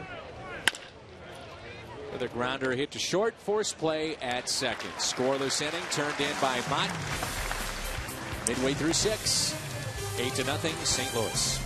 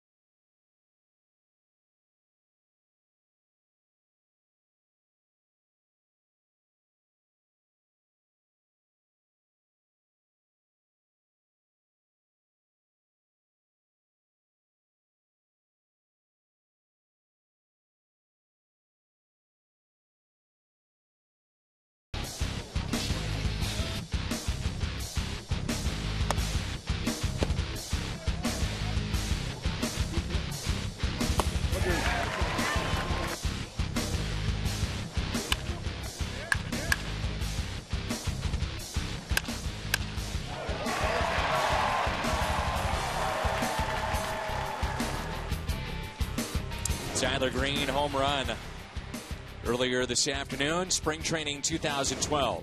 Grapefruit League from Jupiter, Florida. Al Raboski, Dan McLaughlin with you. And again, we'll be with you from Port St. Lucie on Saturday, noon St. Louis time on Fox Sports Midwest. And after that, partner, we get ready for Milwaukee. There's a base hit up the middle from Matt Carpenter. First game of the season will be in Florida to kick off all of Major League Baseball. One game, open up the new stadium, and then we'll head to Milwaukee. Carpenter, his second hit. Good to see him give this one off the left-hander. Detweiler. I don't know if you've ever seen this, but we have two 13s playing short in second. We'll see the number 13 very often. And Blanco is still playing second base, and there's that Blanco at short now, and Seth Bynum at second base. They got names to them. That helps. Here's Brian Anderson.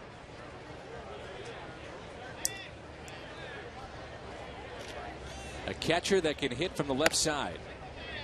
Usually a very valuable commodity. A lot of times, most desirable if you have a right-handed hitting catcher to have a backup that's left-handed. 3-1 the count.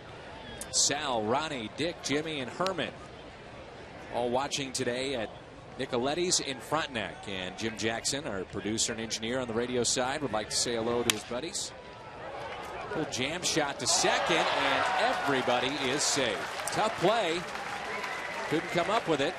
And the first two have reached here in the sixth.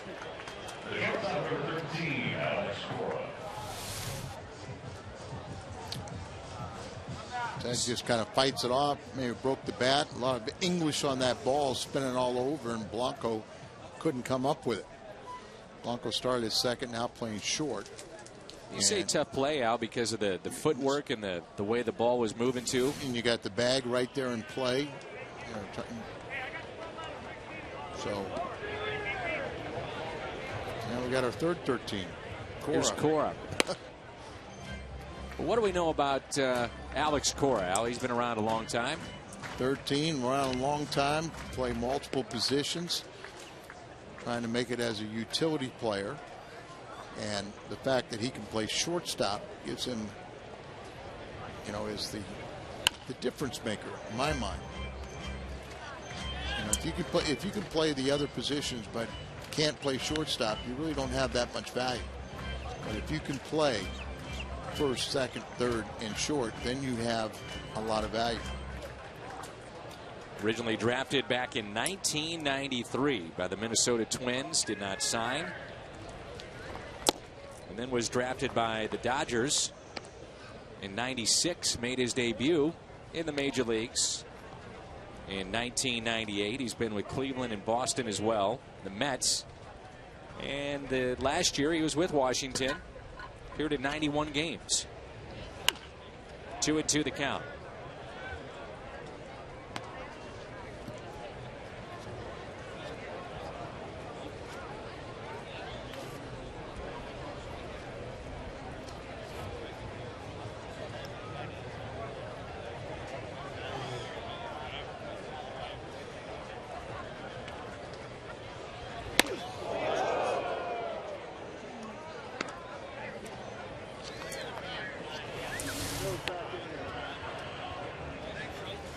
Waiting for it to break. Yeah, breaking ball, and didn't quite break. Sometimes a little effectively wild, so put a little fear in the hitter.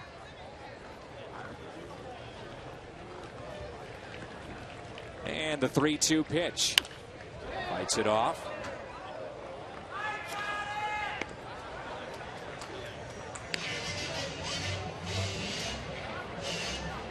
You want to go with a 36-year-old with experience, or would you rather take a shot at a younger player that came through your farm system?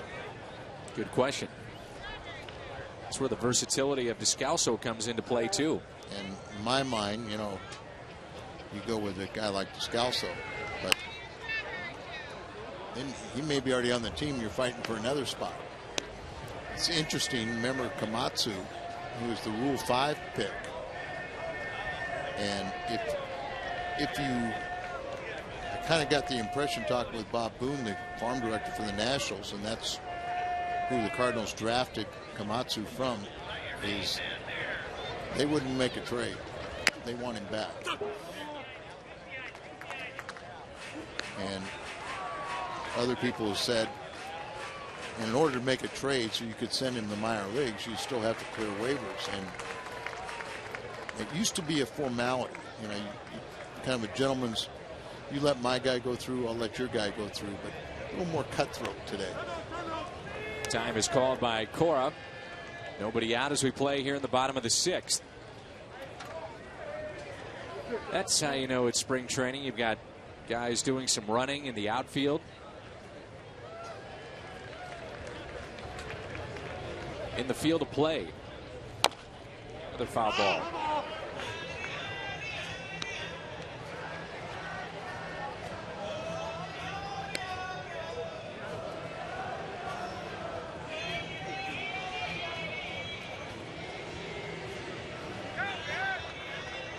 Tyler Green making some new fans down that right field line.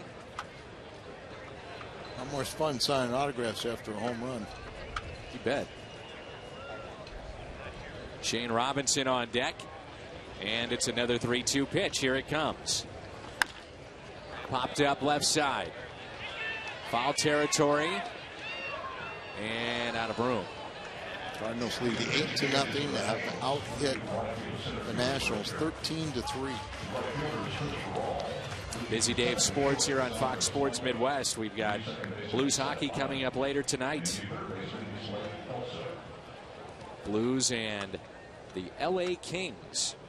Blues in the midst of a 7-game road trip.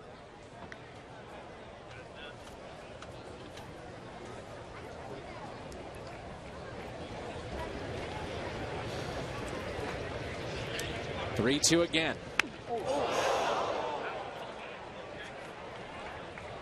Get the bat. Yeah.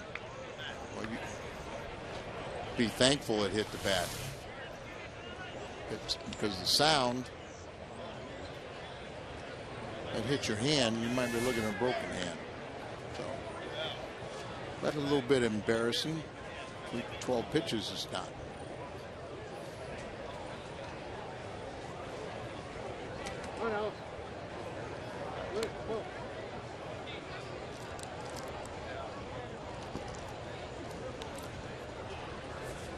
Three-two pitch. And a ground ball to the right side. And there's one away. They get the man at second.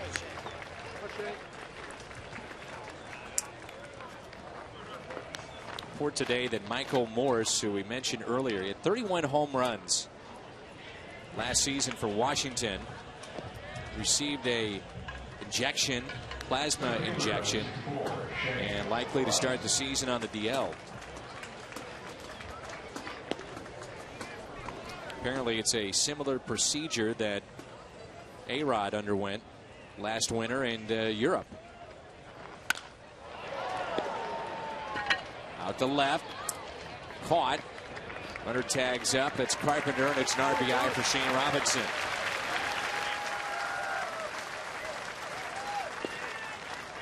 Couple hits, now an RBI for Shane. Couple runs scored.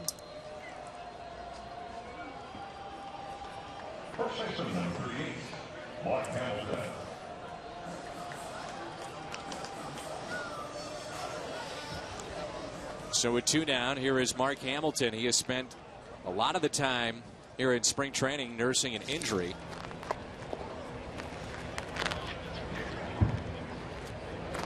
And this is a guy where you also look at time could be running out on him too. Needs to make that charge this year. Last season he had 213. And now the talk of camp is, you know, Adams. So you're absolutely right about Hamilton. Did have a game winner last year. Exciting play, kind of a little squibber right down the third baseline. Bowman fielded it in foul territory. Made an unbelievable throw, and Hamilton just did beat it out. Here's the 0-2 pitch to Hamilton. And he strikes out against the lefty. Cardinals add to their lead. 9-0 as we head to the 7th.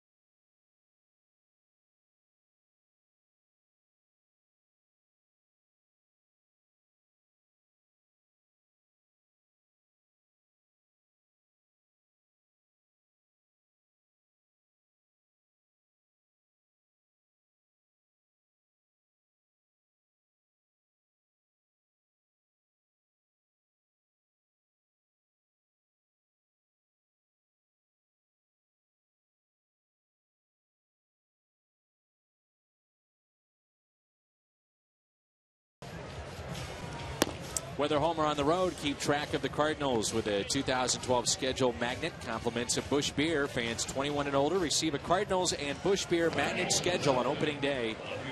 That's opening day in St. Louis, Friday, April 13th against the Cubs. And again, the only way to get those opening day tickets is with an opening day pack. Bernardina will face the lefty Mark Zepchinski. Zepchinski is a guy that came over from Toronto along with Octavio Dotel. And Colby Rasmussen really solidified left side of the bullpen for St. Louis a year ago. Just go back to his matchups with Prince Fielder and how big those were in postseason play. Yeah, he just so valuable because he can have that specialist role. You could stretch him out. You could even spot start him. And maybe down the road, he's still relatively young, he could even enter the rotation.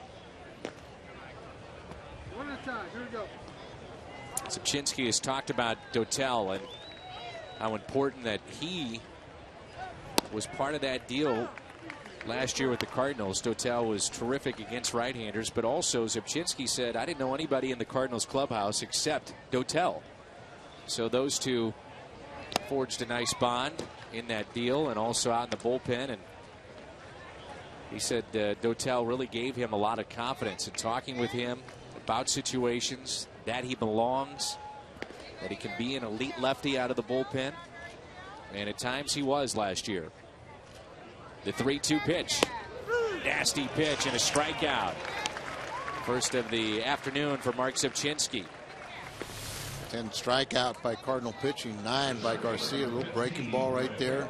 Looks like it's going to start behind your back and then over the middle of the plate.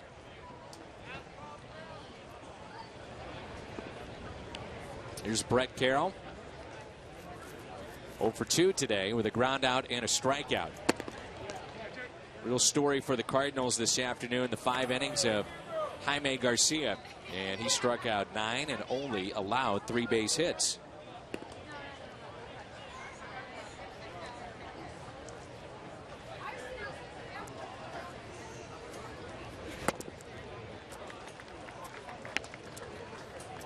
Carroll, one of the guys that's trying to catch on a spot for Davey Johnson. Would love to see a better pinch hitting role for a number of his guys on the bench this year. Last year, as a team, pinch hitters hit 186 and drove in a total of 14 runs. That's it for the entire 6 months of the regular season. Good start for Zipchinski, 2 away with 2 strikeouts. I might want to start a left-handed pitcher against the Nationals. Of course, they don't have Zimmerman, they don't have Morris, they don't have Worth in their lineup. There's no doubt they struggled against the lefties today. But today, that's 11 strikeouts in 5 2/3 innings for left-handers today. Ball scoots away from the bullpen of the Nationals, and this is Blanco at the plate. Andres Blanco is 0 for 2. He's lined out and popped out.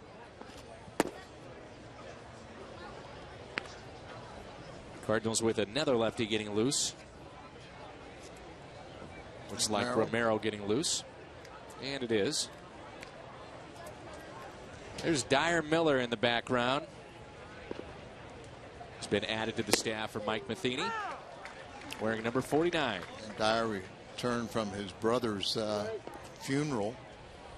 Brother had his own sawmill and everything, and involved in an accident, was killed.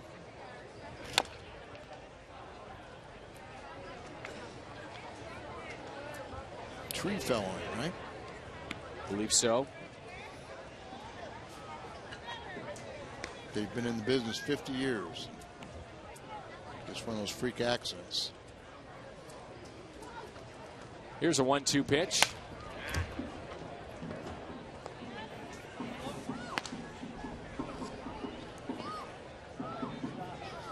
Washington will open up with Chicago at Wrigley Field, and Steven Strasburg has been named the opening day starter. He's never pitched at Wrigley. As a matter of fact, he's never been to Chicago to visit the city.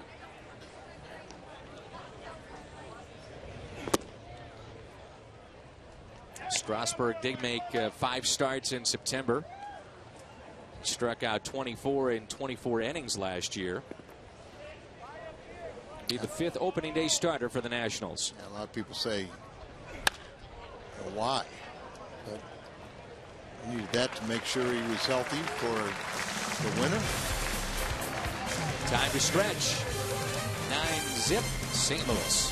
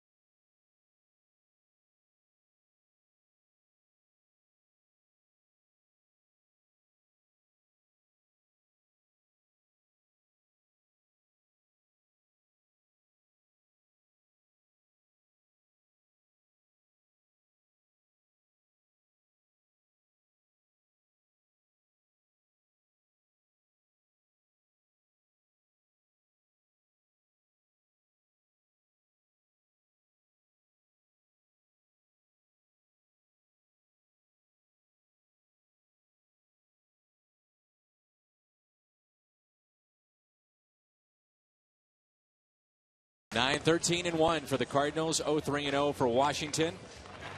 Jaime Garcia just outstanding today. The Cardinals lefty. 9 strikeouts. And some new additions for the Cardinals and the pitching staff, as well as their coaching staff. Here's Mr. Maloney, who's been in the minor leagues for a number of years. He was a manager at AAA a season ago. Goes by the nickname Hammer. So he'll be with us this year. John Mabry, Jose Oquendo is back. Dyer Miller, Derek Lilliquist, Mike Matheny, Mark McGuire.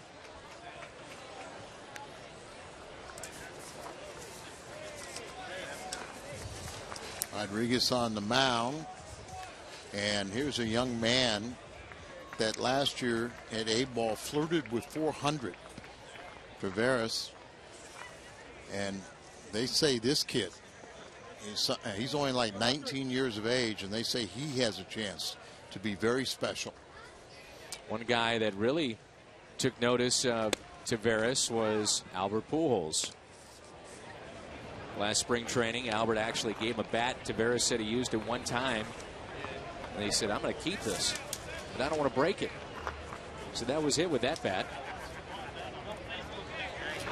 Now they feel this guy is an absolute stud.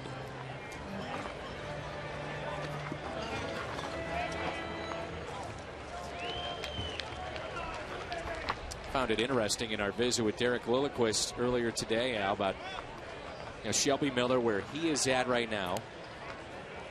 And he came into camp in great shape. Body percentage of fat was in single digits. But the Cardinals were a little, I don't want to say upset with that, because he obviously is in very good shape. But for the long haul of a season, as Taveras strikes out, they don't want him to be too thin or underweight because of the grind of trying to pitch every 5th day. Yeah. Here's Descalso. Taveras didn't get cheated, did he? No, he did not. Hit 386 last year at Quad Cities. Lead the league. His minor league career average is 322.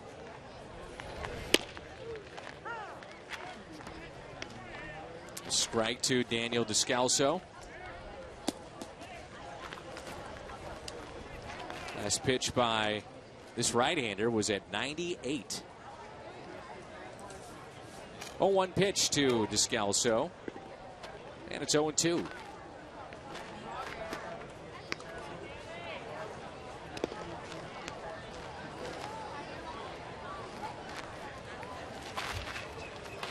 Daniel's kind of getting the reputation as being a very solid and winning player.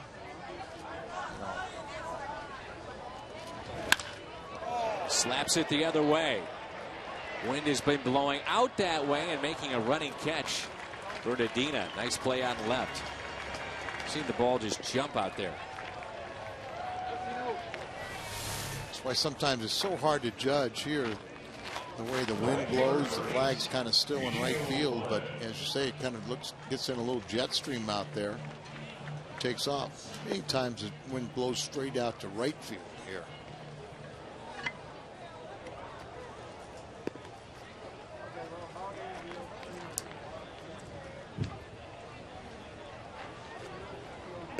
Saw Detweiler, his connection, the roots to Missouri State. He's pitched in this ball game for Washington, trying to make the club out of their bullpen. Biggest concern they've had with him was mechanics.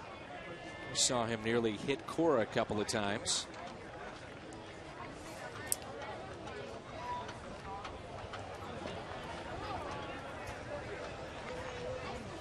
He's hit 98 on the gun. This right-hander also has been as low as 83. 0-1 pitch to Velez. Velez seen Major League time with San Francisco and then last year with Los Angeles.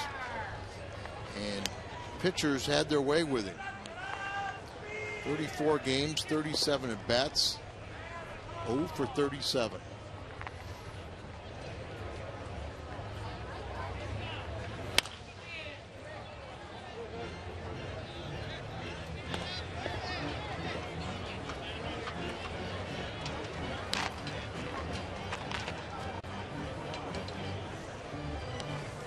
Cardinals will be here tomorrow afternoon, and then we'll be in Port St. Lucie Saturday afternoon. You can see that game at noon at St. Louis time on Fox Sports Midwest. Cards and Mets Saturday. Here's the 0-2 pitch. Slowly hit to second. And they just got him by a half step. Cardinals with 13 hits today. They lead this ball game 9-0.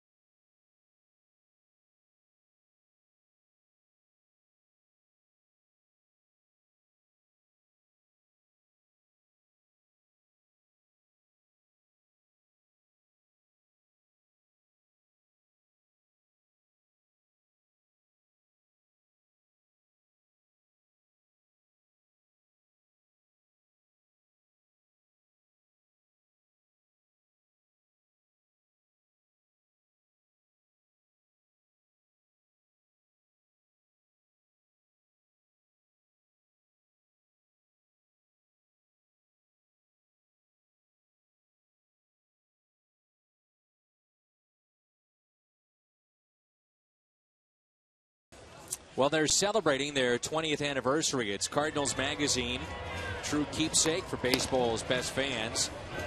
And right now they're standing by at Busch Stadium. If you'd like to order Cardinals Magazine, there's some great deals going on with the magazine as well, with free tickets and also a look back at the World Series with the commemorative issue. But here's the number to call, 314-345-9303. 314-345-9303. You can go online, cardinals.com/publications. Steve Zesh and his crew are standing by.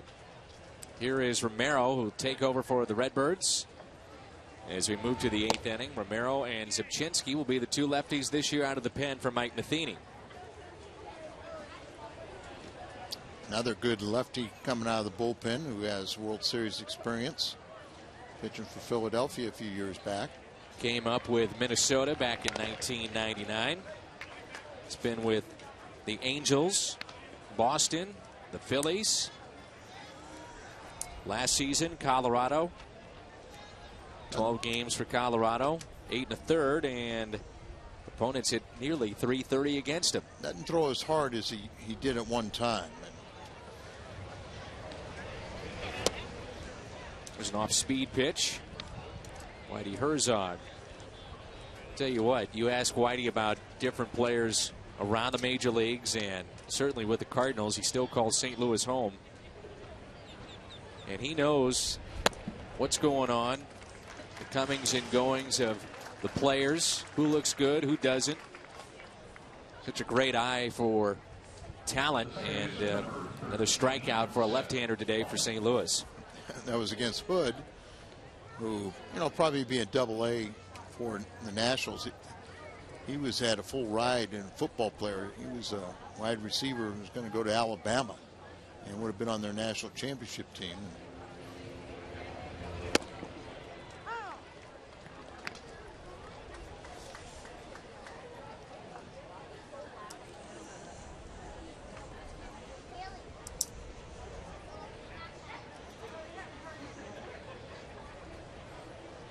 This is Bynum, still looking for his first hit of the spring.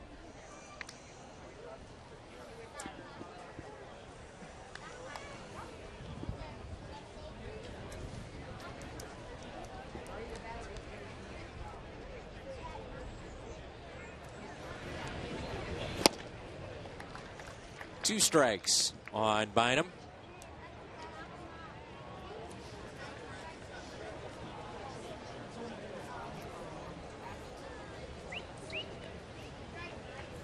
1-2 the count.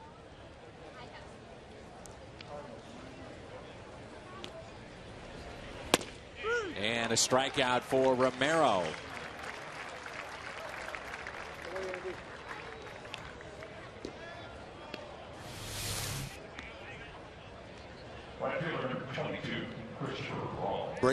Backdoor breaking ball and gets called strike. So 9 for Garcia, 2 for Zepchinski, 2 for Romero. Christopher Rawl is the hitter. And a lazy fly ball, or is it? Look at this carry out in the left center. Catch is made on the run by Shane Robinson. A 1-2-3 inning for Romero. Redbirds lead it by 9 runs this afternoon.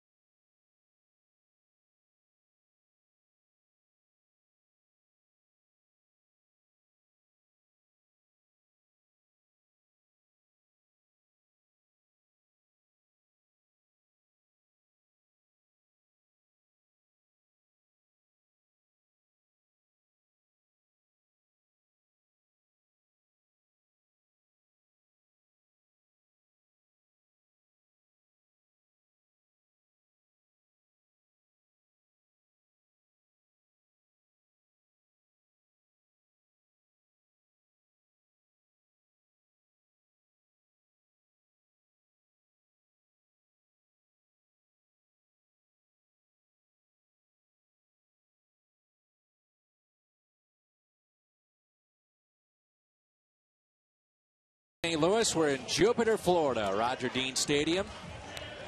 Raboski, Dan McLaughlin with you, and our Fox Sports Midwest crew. Again, Blues hockey coming up later tonight on Fox Sports Midwest. And preseason baseball, spring training ball, Saturday at noon. Cardinals will face a lefty, Severino, here in the bottom of the 8th. Right-hander getting loose for the Redbirds in the pen. Adrian Chambers leads it off. Where are we at, you think, Al, right now as far as the complications concerning who makes this team? The bench. You know, Chambers was a valuable guy down the stretch last year because of his speed. And I mentioned the complications of it because Skip Schumacher is going to start the season on the DL. Yeah, he starts in DL, so it kind of opens up the spot. Chambers and maybe Komatsu are kind of battling there, but you've also seen ground ball to first, and Chambers retired for the first out. You've seen that the competition. Go for that first name, Dan. AS is on the mound.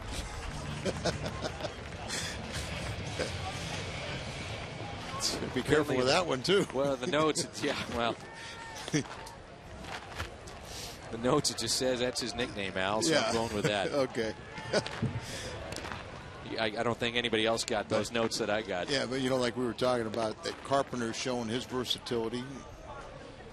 Matt Carpenter plays third base his primary position, but can go first, third, corner outfields.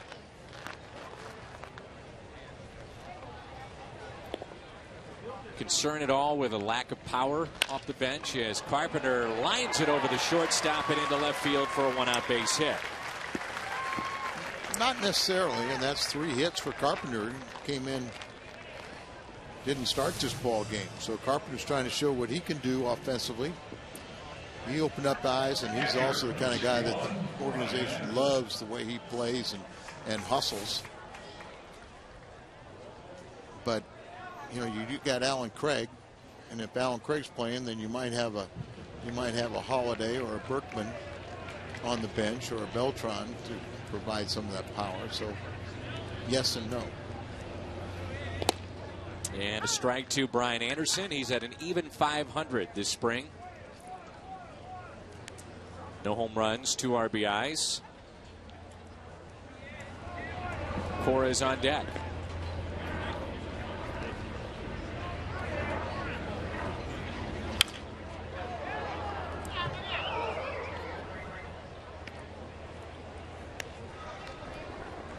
You mentioned that Brian Anderson and some of these guys kind of feel like maybe this is their last time that they, if it's going to work with the Cardinal organization, they have to show something. Well, every game you're out there, there's a lot of scouts in the stands. Here's the 0-2. Anderson, a swing and a miss. He strikes out. And that's out number 2, and it's up to Cora to extend the inning. I believe that's Linebrink that's getting loose down to the bullpen for the Cardinals. He said that he was hitting consistently, Al, the other day, 96, 97 on the gun. And, you know, for a 10-year veteran, he didn't show me a lot by telling me, no, I really wasn't throwing that hard.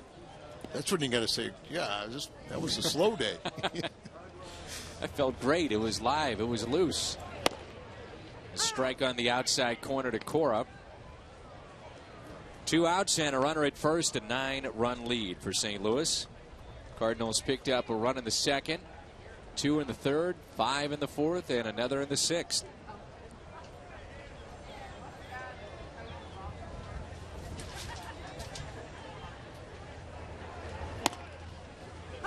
Going to the count. These hitters have not been real happy with the strike zone, but it hasn't been that bad.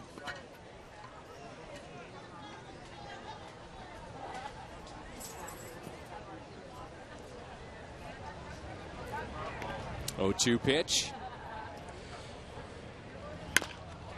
Puts it in play, left side. Force play at second.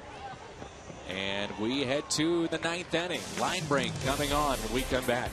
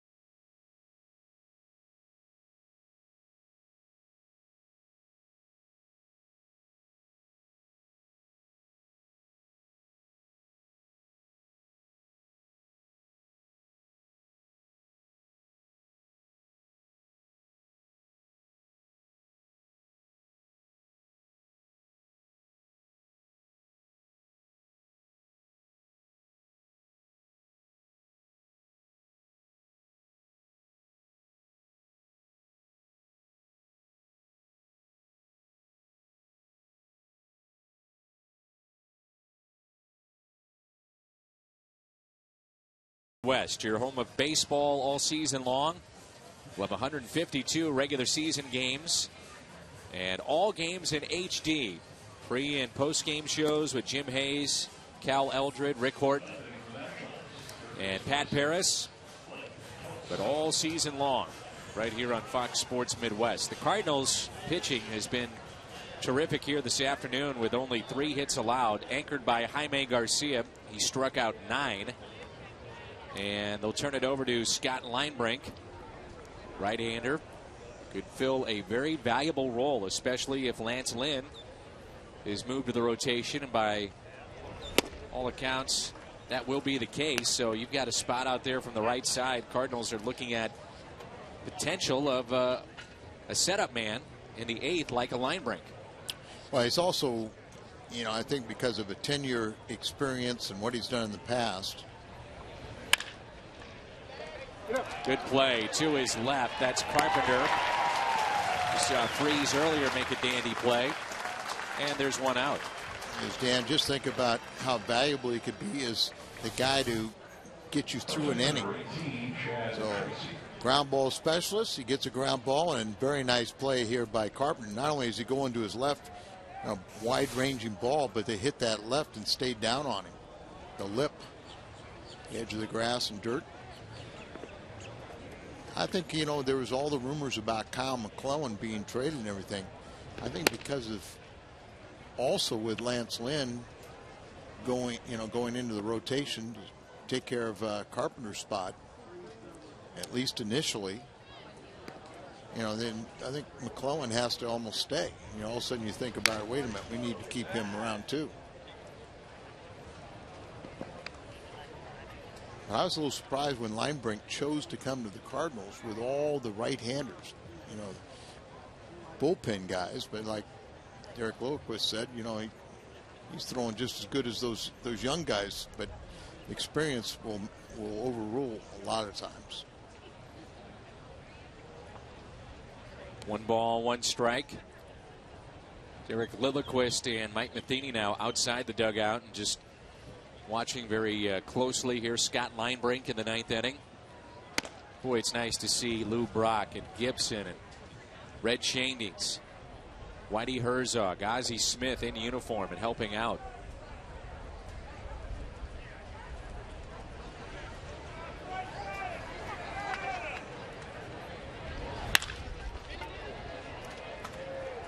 Sliding catch on left for out number 2.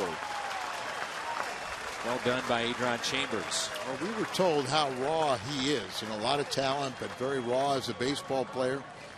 But at least at the major league level, we really never saw Chambers make any mistakes. And there he makes a nice play defensively.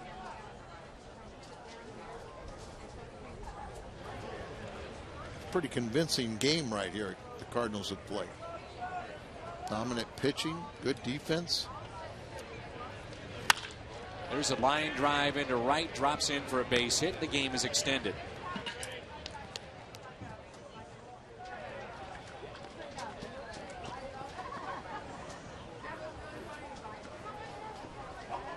Number 2, Roger Bernardino. Brings in Roger Bernardino.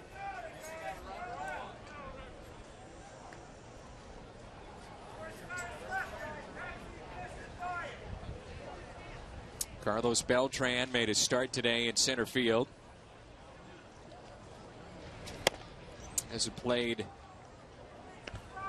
in center field as a regular since 2010. A couple of hits today. You'd have to believe for a long since surgery that knee will get stronger. And you figure the idea would be too, Al, that against left-handed pitching like today, Gio Gonzalez gives John Jay a chance to take a day off in regular season play. You work in Craig in there too. Now when Craig gets in there, who, you know, is going to be one of your big bats against left-handers. Here's a fly ball into center field. 4 hits allowed by the Cardinals today. That's it. They banged out 14 and they win it 9-0. Jaime Garcia was sensational in his start for Mike Matheny today. No doubt about it. Garcia was outstanding. Had one time where with 1 out and runner at third base and was able to pitch around that situation. He goes 5 shutout innings, no walks, 9 strikeouts. On the day, the Cardinals have 13 strikeouts and just a convincing victory against the Nationals. Well, behind the pitching of St. Louis, some very good defense. David Freeze early on to his left. How about Yadier Molina, the Gold Glover, pouncing on this and firing a bullet to first. A couple of more to tell you about. Carpenter at third. He looked good at the plate Chambers. as well. Yep. So the Cardinals with good pitching and defense. Good running the bases, too. A lot of little things that added up to a win. 14 hits, 9 runs. Back to wrap it up in a moment.